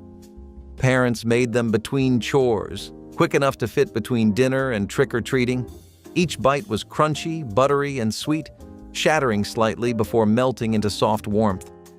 They were homemade, cheap, and a little chaotic, just like the decade itself. Butterscotch haystacks didn't need frosting, molds, or rules. They were proof that the best treats came from creativity, not perfection. A pot, a spoon, and a few ingredients turned into something that made every kid smile. The peanut butter and lettuce sandwich is one of those Depression-era holdovers that makes people raise their eyebrows until they try it. At first glance, it seems almost like a dare. Why would anyone put crisp lettuce between slices of bread slathered with peanut butter? But during the 1930s and 1940s, it was an easy, no-cook meal that hit the sweet spot between nutrition and convenience. Peanut butter brought protein and staying power, while iceberg lettuce added crunch and a faint, watery freshness that balanced the stickiness. It was one of those clever tricks where texture did all the heavy lifting. Some families made it fancier with a drizzle of honey, others added thin apple slices or a dash of salt. But the basic version, just peanut butter, lettuce, and soft sandwich bread, was quick, cheap, and surprisingly refreshing. It traveled well in lunchboxes and showed up on supper tables when time or money was tight. These days, it has mostly disappeared from menus, but if you grew up with it, you might remember how odd it looked and how oddly good it actually was.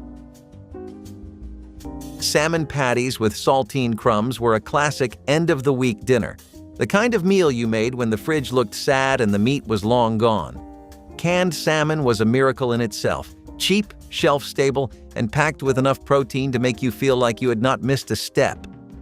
Grandma would mix it up with crushed saltine crackers, a beaten egg, and maybe a sprinkle of onion or celery if there was any left. She would form them into small patties and fry them in the same pan that had seen 5 meals already. The result? Golden, crispy outsides with soft, savory centers. They had just enough flavor to make you forget they came from a can and not the sea. Served with peas or creamed corn, or just a dollop of mayonnaise on the side, it was the kind of humble meal that never needed applause. It showed up quietly, did its job, and vanished without complaint. But it left everyone full and just a little more hopeful. That is what dinner was supposed to do. Not impressed, not sparkle, just comfort. And that is exactly what these little salmon cakes delivered. Number 23, hamburger steak with onion gravy. A quarter pound of ground chuck at 99 cents a pound. 1 yellow onion. A splash of beef broth from a bouillon cube. Frank shaped the patty with his bare hands, pressed his thumb into the middle so it would not dome up on the electric coil, and laid it in the cold pan. The trick on a Kenmore was to start cold. 7 minutes total. The onions went in after the patty came out. You scraped the brown bits off the bottom with the bouillon water and let it reduce while you buttered a slice of bread. That was the gravy. Southern grandmothers served this over mashed potatoes on Sundays. A retired machinist ate it over the bread, standing up, pocket watch on the counter. Same dish, different table. White half-runner beans were not the beans you bought at a grocery store. They were a specific Appalachian heirloom variety, a pole bean with a creamy white hull and a green runner, developed over generations by mountain gardeners in the region, stretching from southwestern Virginia through eastern Tennessee and into western North Carolina. They grew on poles. They had to be strung and broken by hand, and the children old enough to sit still were expected to help. They cooked faster than dried pintos and tasted different, earthier, starchier, with a flavor that people from outside the region found hard to describe and people from inside recognized instantly as home. You put them in a pot with fatback and water, brought them to a boil, and let them go until they were soft enough to mash with your tongue. You didn't time it. You tasted. The seeds were passed between families the way recipes should be. No paperwork, just a jar over the fence in the fall. When families stopped growing gardens, the half-runner slipped away with them. Number 19, tuna salad on bread. 1 can of chunk-light tuna cost $1.09 in 2024. A spoonful of mayonnaise, a pinch of salt, a squeeze of lemon if you had it. Mash it with a fork, spread it on bread. 2 minutes.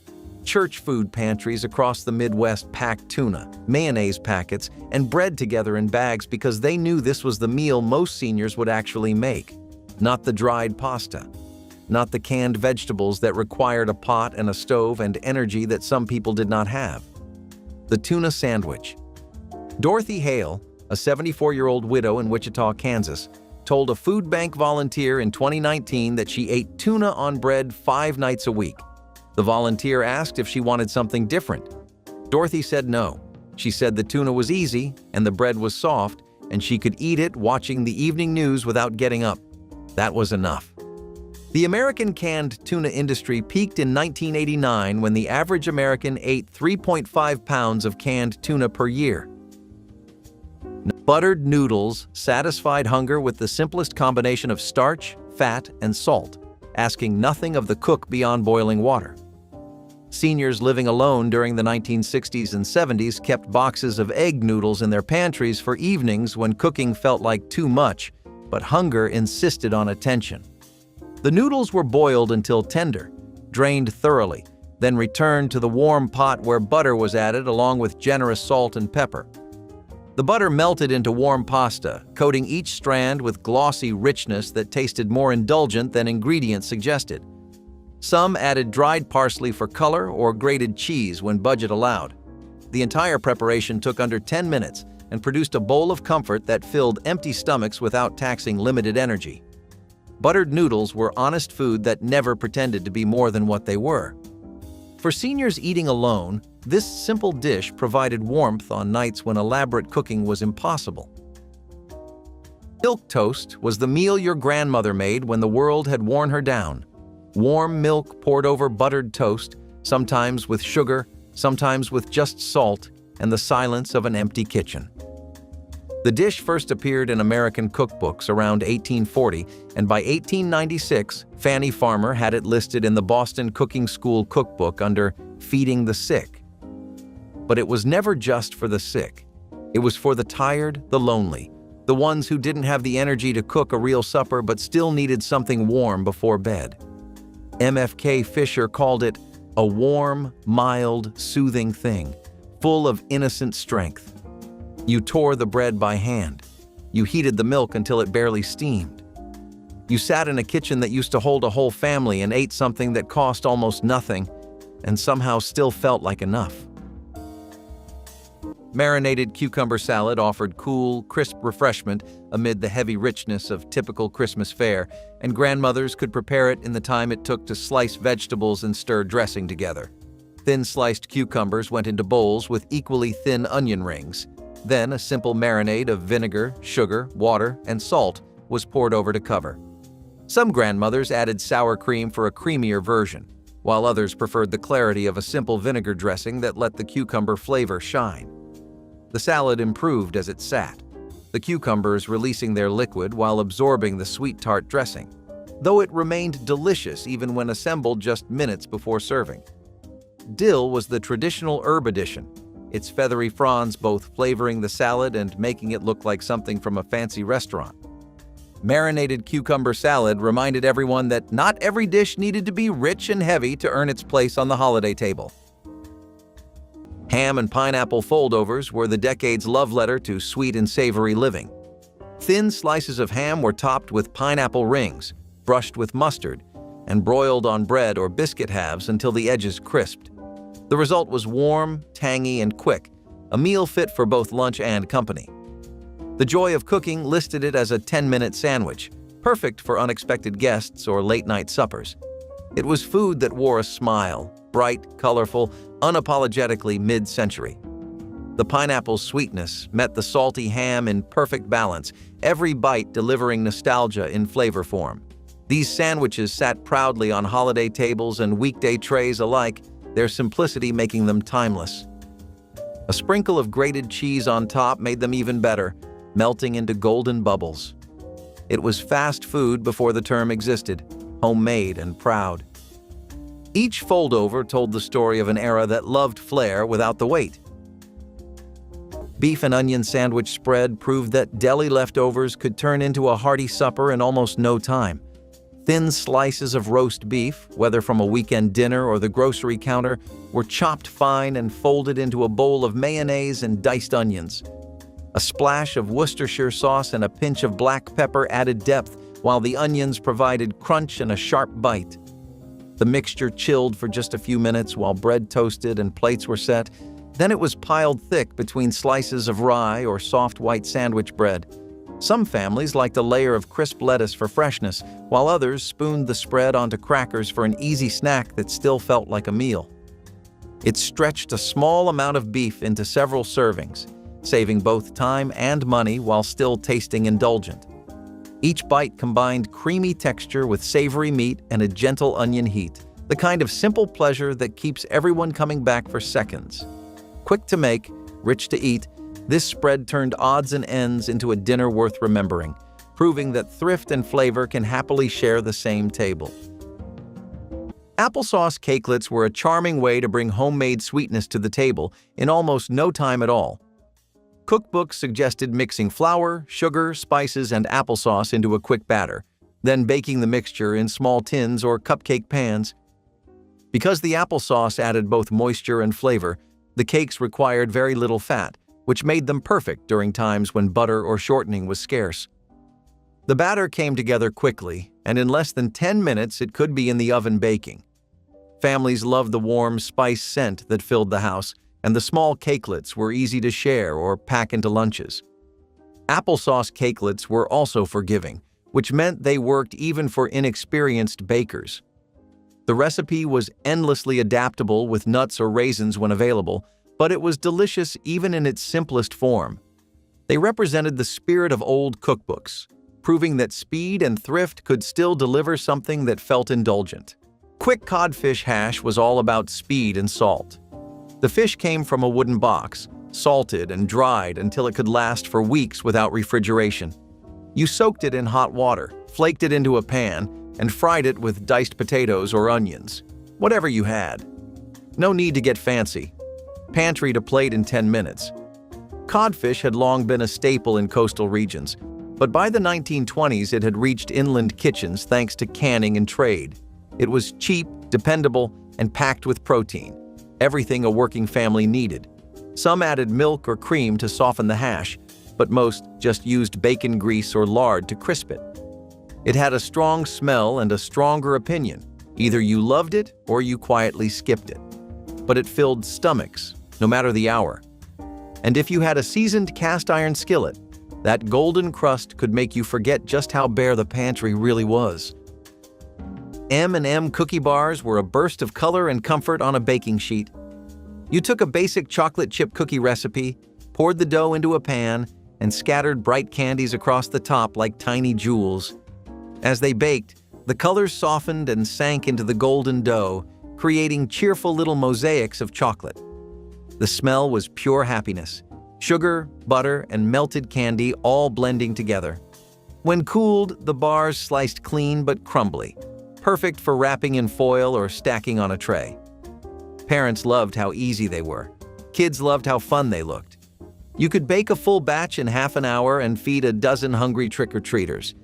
They were simple but never boring, warm enough to make the whole house feel alive. M&M cookie bars were a 70s staple, bright, quick, and gone before you knew it. But number 19, American goulash. Not Hungarian goulash. American. The difference mattered. The first recipe for this dish appeared in a 1910 American cookbook under the name chop suey with ground beef, macaroni, and tomatoes. By the 1970s, Chef Boyardee had commercialized it in a can, and grandmothers across the Midwest rolled their eyes and kept making it the right way. Frank's version was a quarter pound of ground beef browned in the Farberware pan, a can of stewed tomatoes poured over it, a handful of elbow macaroni dropped in raw, the pasta cooked in the tomato juice. 8 minutes. Lid on. One pan, one plate, no colander to wash. He ate it with a heel of bread and remembered Sunday afternoons at his mother-in-law's kitchen in Bloomfield, when the same dish fed 9 cousins. Ramps push up through dead Appalachian leaves in March, weeks before anything else is growing, and the whole creek bank smells like wild garlic crossed with something older and wilder than garlic. The harvest was a ritual in West Virginia, eastern Kentucky, and western North Carolina. Families went out together on the first warm Saturday, filling paper sacks with flat green leaves and white bulbs. You chopped them rough, wilted them in bacon grease, then cracked eggs over them and scrambled everything together. The result smelled so powerfully of wild allium that children who ate ramps for supper were sometimes sent home from school the next morning, a detail that appears in oral records of mountain school life in West Virginia from as far back as the 1920s, and one that local teachers handled with a combination of sympathy and a cracked window. Some pickled them. Most just fried them fast and ate them while the season lasted, because the season was short and the ramps cost nothing at all. Number 11, pimento cheese on bread. In the South, They called pimento cheese the caviar of the poor. A tub of it cost $3.49 at the grocery store and lasted a week of sandwiches. You spread it on white bread and ate. No heat, no preparation, no skill. The creaminess of the cheese and the sweetness of the pimentos made it taste richer than it was. Southern grandmothers made their own from scratch with sharp cheddar, mayonnaise, and a jar of diced pimentos, but the store-bought version worked the same for someone eating alone with no reason to fuss. Augusta, Georgia hosted a pimento cheese festival every spring. Funeral homes across the Carolinas served pimento cheese sandwiches at every reception. The spread was woven into the fabric of Southern life from birth to death. The recipe first appeared in Good Housekeeping in 1908, and it spread through the South the way most recipes did in that era, hand to hand, neighbor to neighbor, through church cookbooks and family reunions. By the 1940s, nearly every household below the Mason-Dixon line had their own version. Creamed eggs on toast transformed breakfast ingredients into satisfying supper that cost almost nothing and came together in under 10 minutes. Seniors who survived the Depression understood that eggs were among the most affordable proteins, stretching further when combined with simple white sauce. The preparation began with melting butter in a saucepan, whisking in flour until smooth, then slowly adding milk while stirring until thickened. Hard-boiled eggs, already prepared and waiting in the refrigerator, were chopped and folded into this creamy base with salt and pepper. The mixture was spooned over buttered toast while still warm. The result was rich, filling, and deceptively elegant for something made from such humble ingredients. This dish fed widows and widowers across America during decades when eating alone meant cooking economically but eating well. The eggs provided protein while the toast gave substance, and the sauce made everything feel like someone had taken care. Hot water cornbread came from the oldest kitchens in America, Native American and African American homes, where cornmeal, salt, and water were sometimes everything a family had to work with. You poured boiling water over cornmeal and a pinch of salt, stirred until it formed a soft dough, shaped it into small patties with wet hands, and dropped them into a skillet of hot grease. The outside crisped golden in about 3 minutes per side. The inside stayed creamy and dense, almost like warm porridge. During the Depression, when a bag of cornmeal cost a few cents and could stretch for weeks, this was the dish that stood between hunger and holding on. No egg, no milk, no flour, just corn and water and fire. Some families crumbled it into a bowl of cold milk for supper. Others ate it alongside whatever greens they could pull from the yard. The women who made it never once measured the water. They poured until the dough felt right, and that feel lived nowhere but in their hands.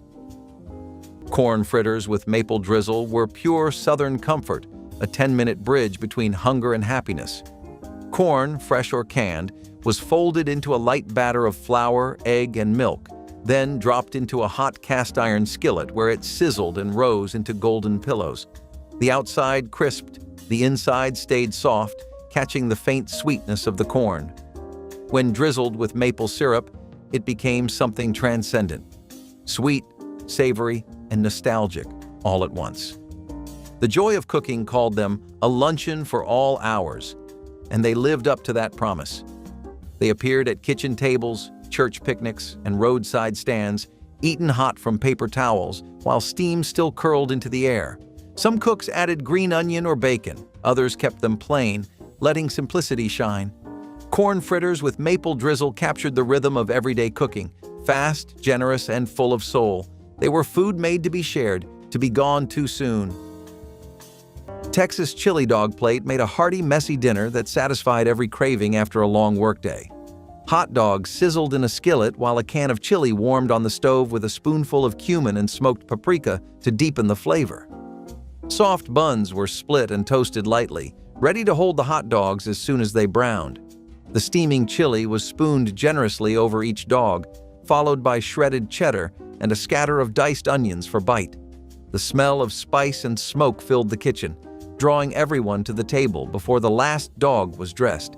Each plate was a cheerful mess, requiring extra napkins and rewarding every bite with a mix of textures and flavors.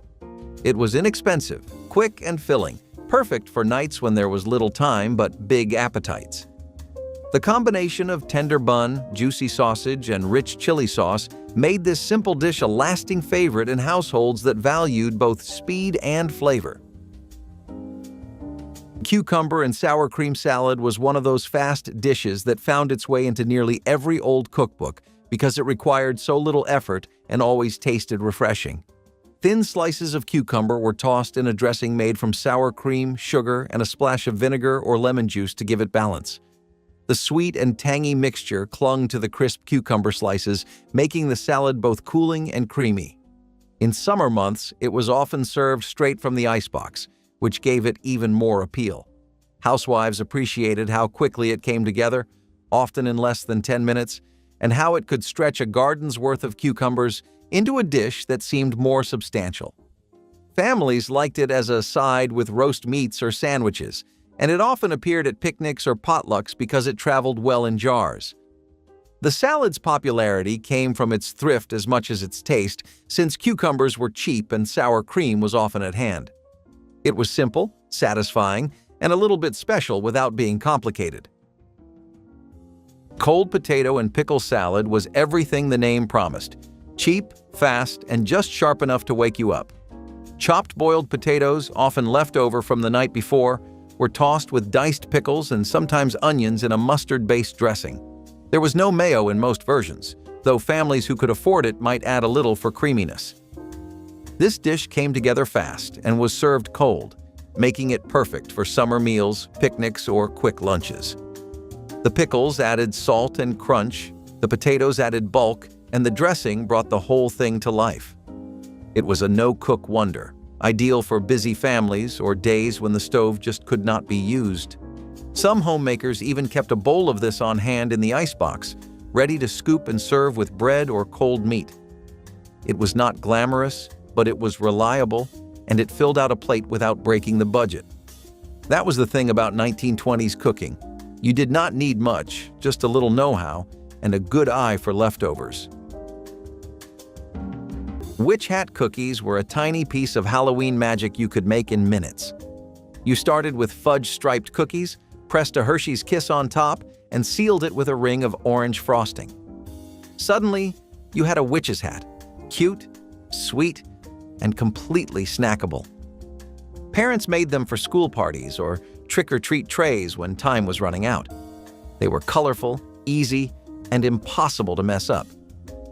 The chocolate melted slightly, blending the cookie and candy into one bite of sugar and nostalgia. Kids loved decorating them, smearing icing everywhere while sneaking kisses into their mouths. Each hat looked a little different, but that only made them more charming.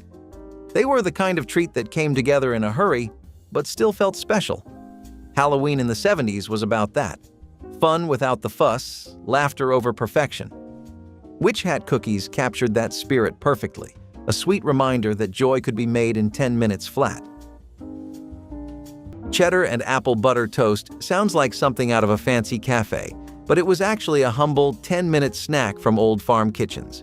You took a slice of white or wheat bread, spread on a layer of sweet, spiced apple butter, then laid a slice of cheddar cheese on top.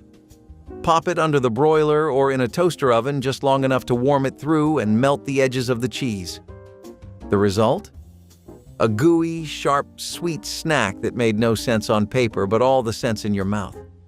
It was especially popular in the autumn, when apple butter was fresh and cheddar was always in the fridge. Farmers and school kids alike loved it for how fast it came together and how deeply comforting it felt. It had the tang of cheese, the warmth of apples, and the soft crunch of toast. And while it rarely showed up on restaurant menus, it became a beloved secret in home kitchens across the 1940s and 1950s. A bite of this is like a time capsule of cozy flavor. Sloppy Joes had already earned their place in the American kitchen by the time Grandma figured out how to make them faster. Instead of hamburger buns, she grabbed slices of toast, whatever white sandwich bread was left in the bread box. Ground beef got tossed into the skillet with a little onion, then drowned in a quick mix of ketchup, mustard, and a pinch of sugar if you had it. No special seasonings, no packets, no fuss. Once the mixture was bubbling, it got spooned right over the toast and served just like that, open-faced, hot, and ready to fall apart in your hands. That was half the fun. It dripped, it stained your fingers, and it always tasted better the messier it was. This was a dinner for families who were too tired to sit proper but still wanted to eat together. It was loud, quick, and honest.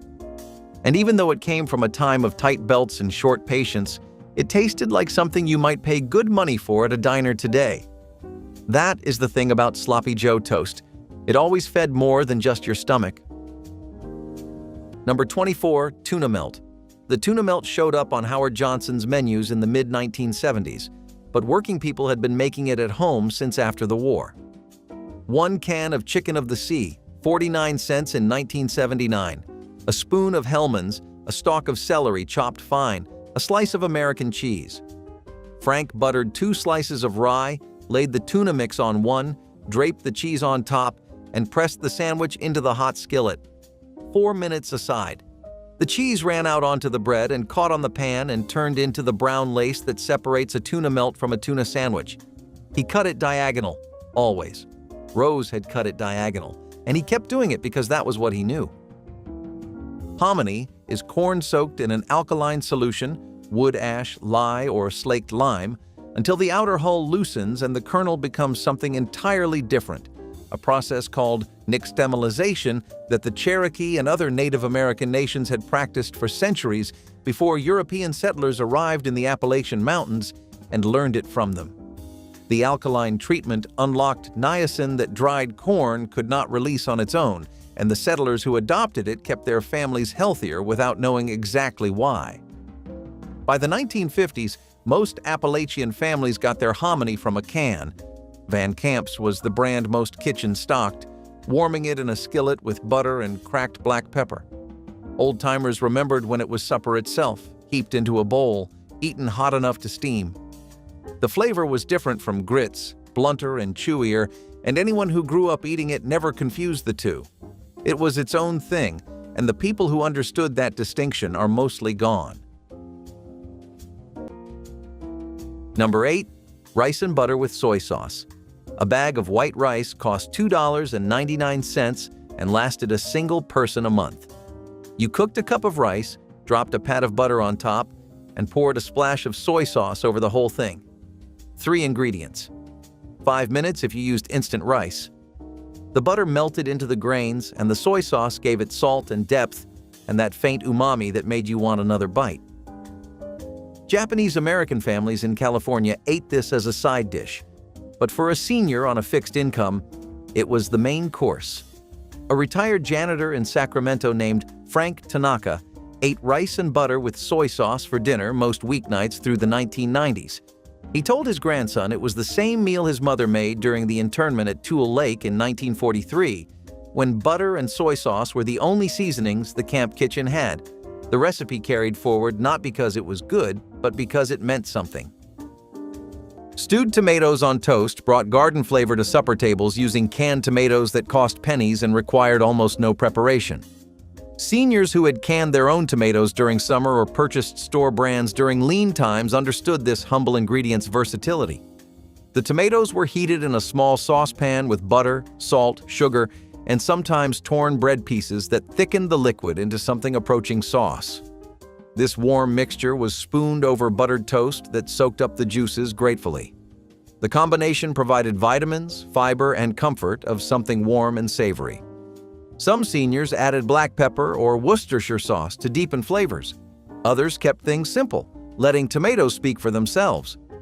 The dish appeared on tables across America during decades when making do meant making delicious from almost nothing.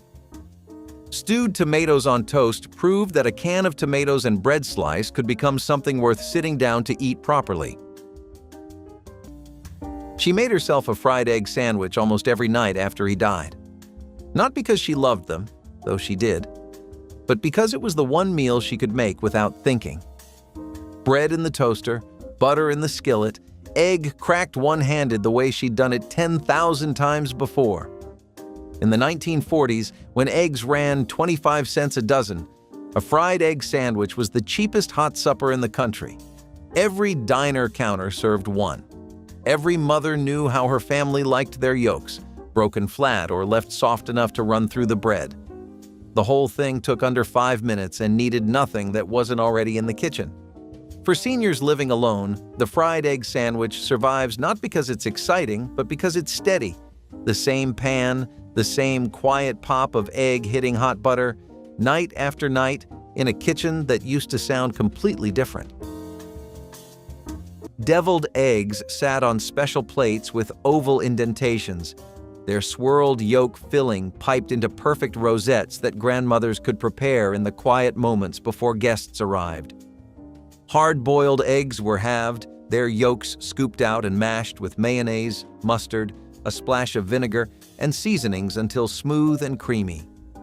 The mixture was spooned or piped back into the whites, then finished with a sprinkle of paprika that added color and subtle smokiness to each bite. Some grandmothers added pickle relish for tang.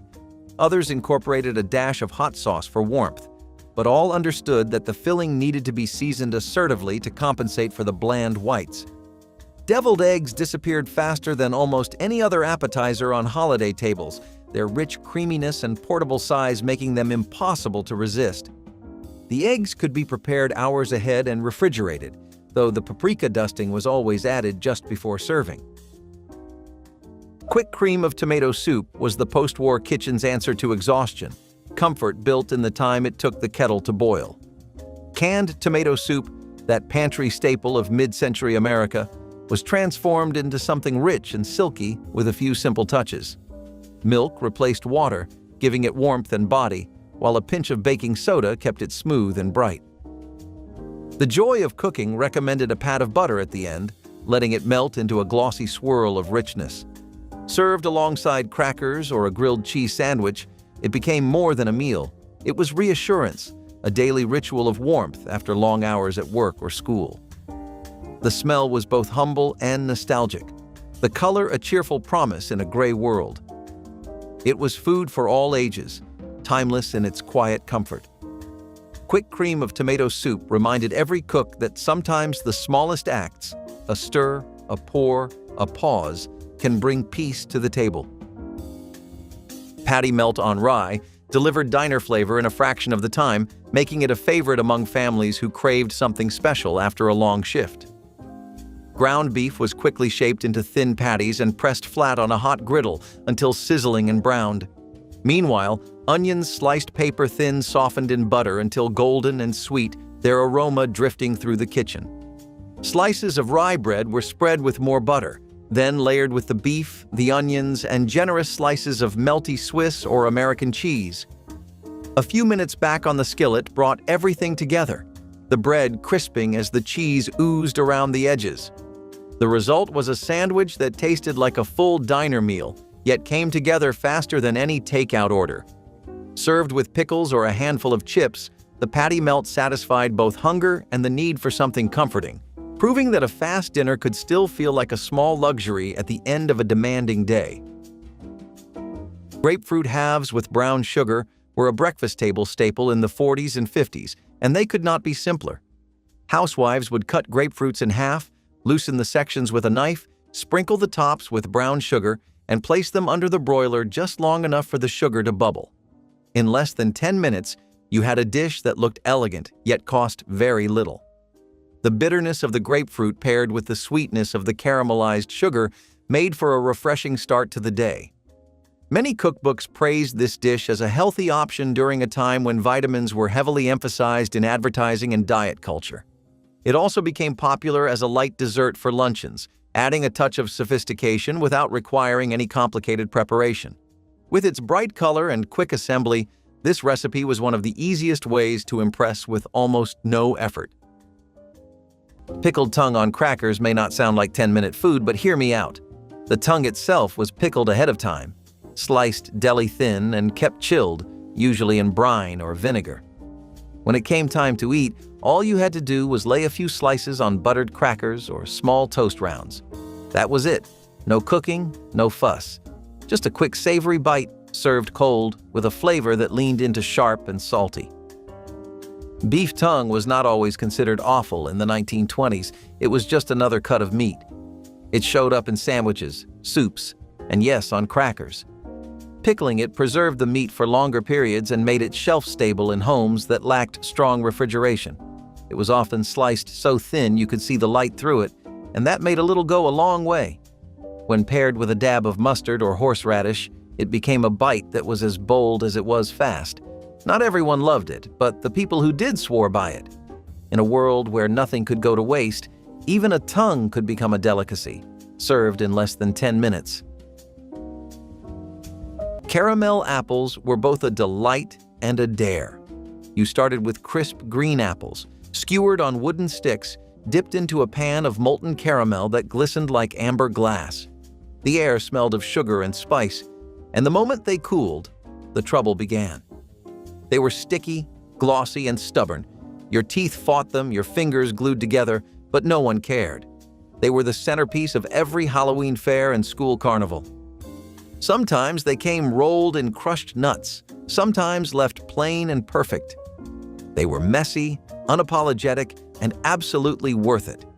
Parents wrapped them in cellophane, tied with ribbons, and handed them out like edible trophies.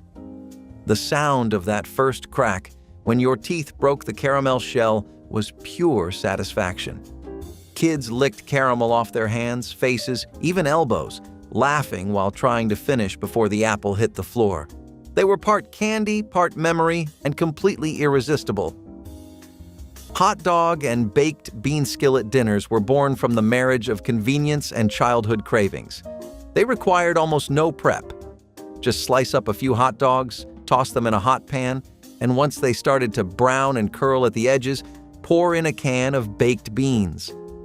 That was it. You stirred it around until everything was bubbling, then served it straight from the pan. It was fast, filling, and full of flavor, especially when the bean sauce soaked into the crisped edges of the hot dogs. In the 1960s and 1970s, this was a common weeknight rescue meal. No chopping, no measuring, and no need for side dishes unless you wanted toast or coleslaw on the plate. Kids loved it. Adults tolerated it. But everyone appreciated how little cleanup it took. You could add mustard or brown sugar if you were feeling fancy, or just leave it plain and let the sweet-savory combo do its work. It was the ultimate 10-minute hot meal when your brain was fried and your fridge was nearly empty. Quick tomato and rice soup was less of a recipe and more of a family habit. It started with canned tomato soup, the kind that came in a red and white can and waited patiently in your pantry for its moment. Instead of milk or water, Grandma would stir in leftover rice from the night before. Just a scoop or two, enough to bulk it up and stretch it across the whole table.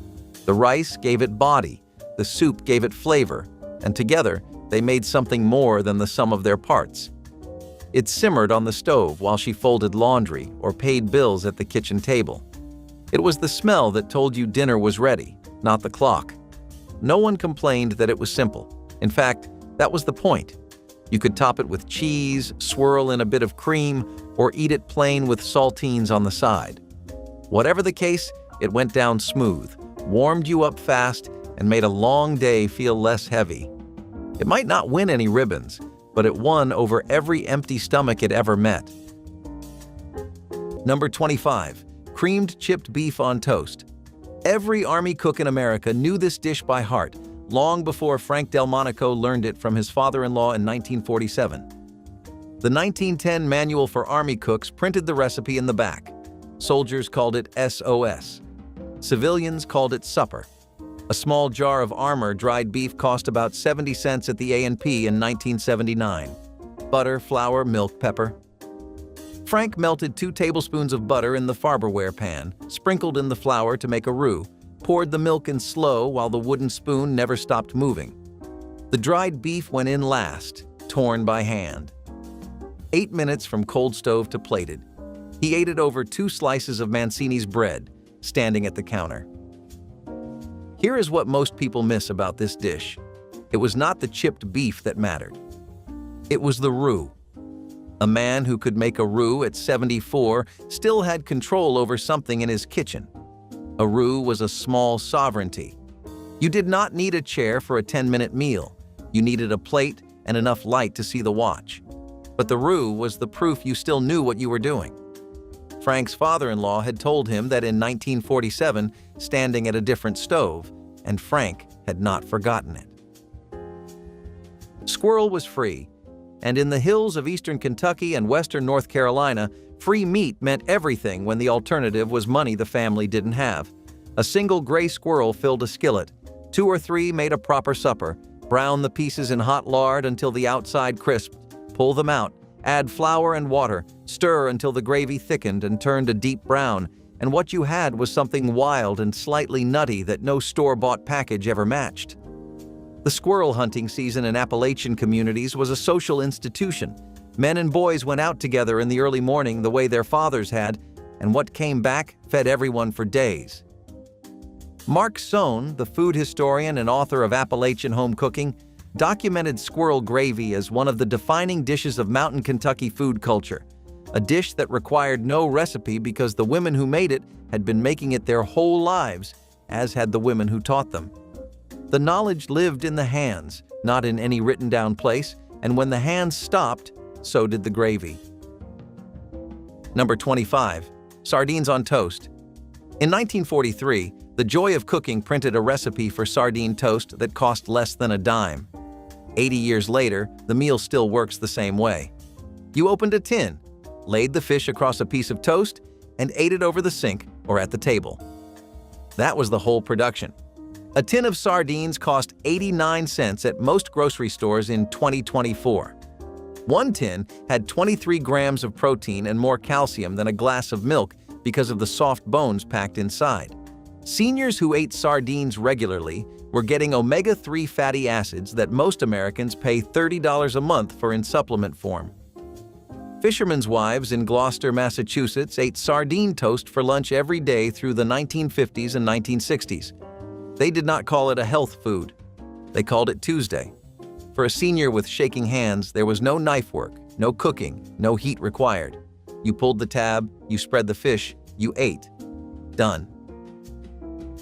Toast with bacon drippings carried the rich memory of breakfast into evening meals, using saved fat that thrifty households never discarded. During the 1940s through 70s, seniors understood that bacon grease collected in jars beside the stove was liquid gold for flavoring and spreading. A slice of bread was toasted until golden, then spread while warm with a thin layer of cooled drippings seasoned with salt from countless previous cookings.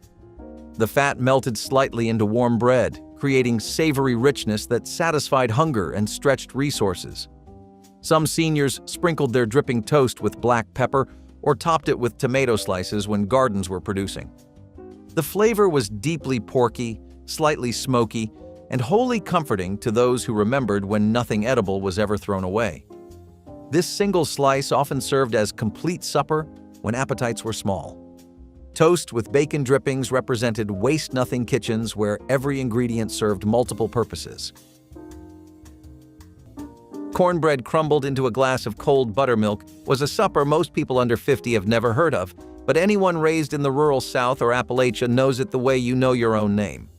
You took a chunk of leftover cornbread, cold from this morning or the night before, broke it into a tall glass, poured buttermilk over it until it was swimming, and ate it with a long spoon while standing at the counter. During the Depression, when cornmeal cost a few cents a bag and buttermilk stayed cool in the creek without refrigeration, this was what families ate when nothing else was left. They called regular milk sweet milk to tell it apart from the tangy, thick stuff that lasted longer in the heat. The taste was sour and crumbly and sharp, and if you grew up eating it, nothing on this earth can stand in for that exact combination. Your grandmother never measured the buttermilk. She knew the right amount by the weight of the glass in her hand. Creamed pearl onions brought old-world elegance to American Christmas tables through a preparation so simple it bordered on effortless yet tasted utterly luxurious. Grandmothers relied on jars of pre-peeled pearl onions that eliminated the tedious work of blanching and skinning dozens of tiny bulbs by hand. The onions were drained and warmed in a quick cream sauce made from butter, flour, and milk whisked together until smooth and thickened. A pinch of nutmeg, the secret ingredient that distinguished good creamed onions from ordinary, added warmth without announcing its presence. The finished dish was silky and mild, the sweet onions suspended in sauce that coated each one in creamy richness. Children who found raw onions too sharp often discovered they loved these gentle, butter-soft morsels swimming in their mild sauce. Creamed pearl onions represented the quiet sophistication of mid-century holiday cooking, where simplicity and convenience met elegance on every table. Eggs a la goldenrod was one of those quietly elegant dishes that proved how far a single egg could go. Hard-boiled eggs were chopped into a creamy white sauce made from butter, flour, and milk, seasoned just enough to feel comforting without being heavy. The golden yolks were pressed through a sieve and sprinkled on top like sunshine. It was ladled generously over buttered toast, warm and simple, but it felt refined enough to serve guests. Housewives swore by it for its thrift and speed, 10 minutes from pan to plate. The recipe appeared in early editions of The Joy of Cooking as a way to turn breakfast into something special without fuss or waste. It was food for busy mornings, for children before school, or for quiet dinners when money was tight. Even with such basic ingredients, it had an air of ceremony, a touch of care. The smell of warm milk and butter filled the kitchen like a soft promise. It was a reminder that nourishment could be beautiful when made with love and patience. Cornbread and pinto beans bowl turned leftover staples into a 10-minute dinner that warmed both stomach and spirit. Cold cornbread from the previous night was crumbled into wide bowls while a pot of pre-cooked pinto beans reheated on the stove with a splash of water and a pinch of chili powder. As the beans bubbled, their smoky scent filled the air, carrying memories of long simmering meals that once took hours. The hot beans were ladled over the cornbread, their broth soaking into every crumb until the bowl became a soft, savory stew. A drizzle of hot sauce or a spoonful of chopped onions added brightness, though many enjoyed it plain, letting the natural flavor of the beans and the sweet cornmeal shine. It was a dish of pure practicality, stretching yesterday's work into today's dinner without a single complaint.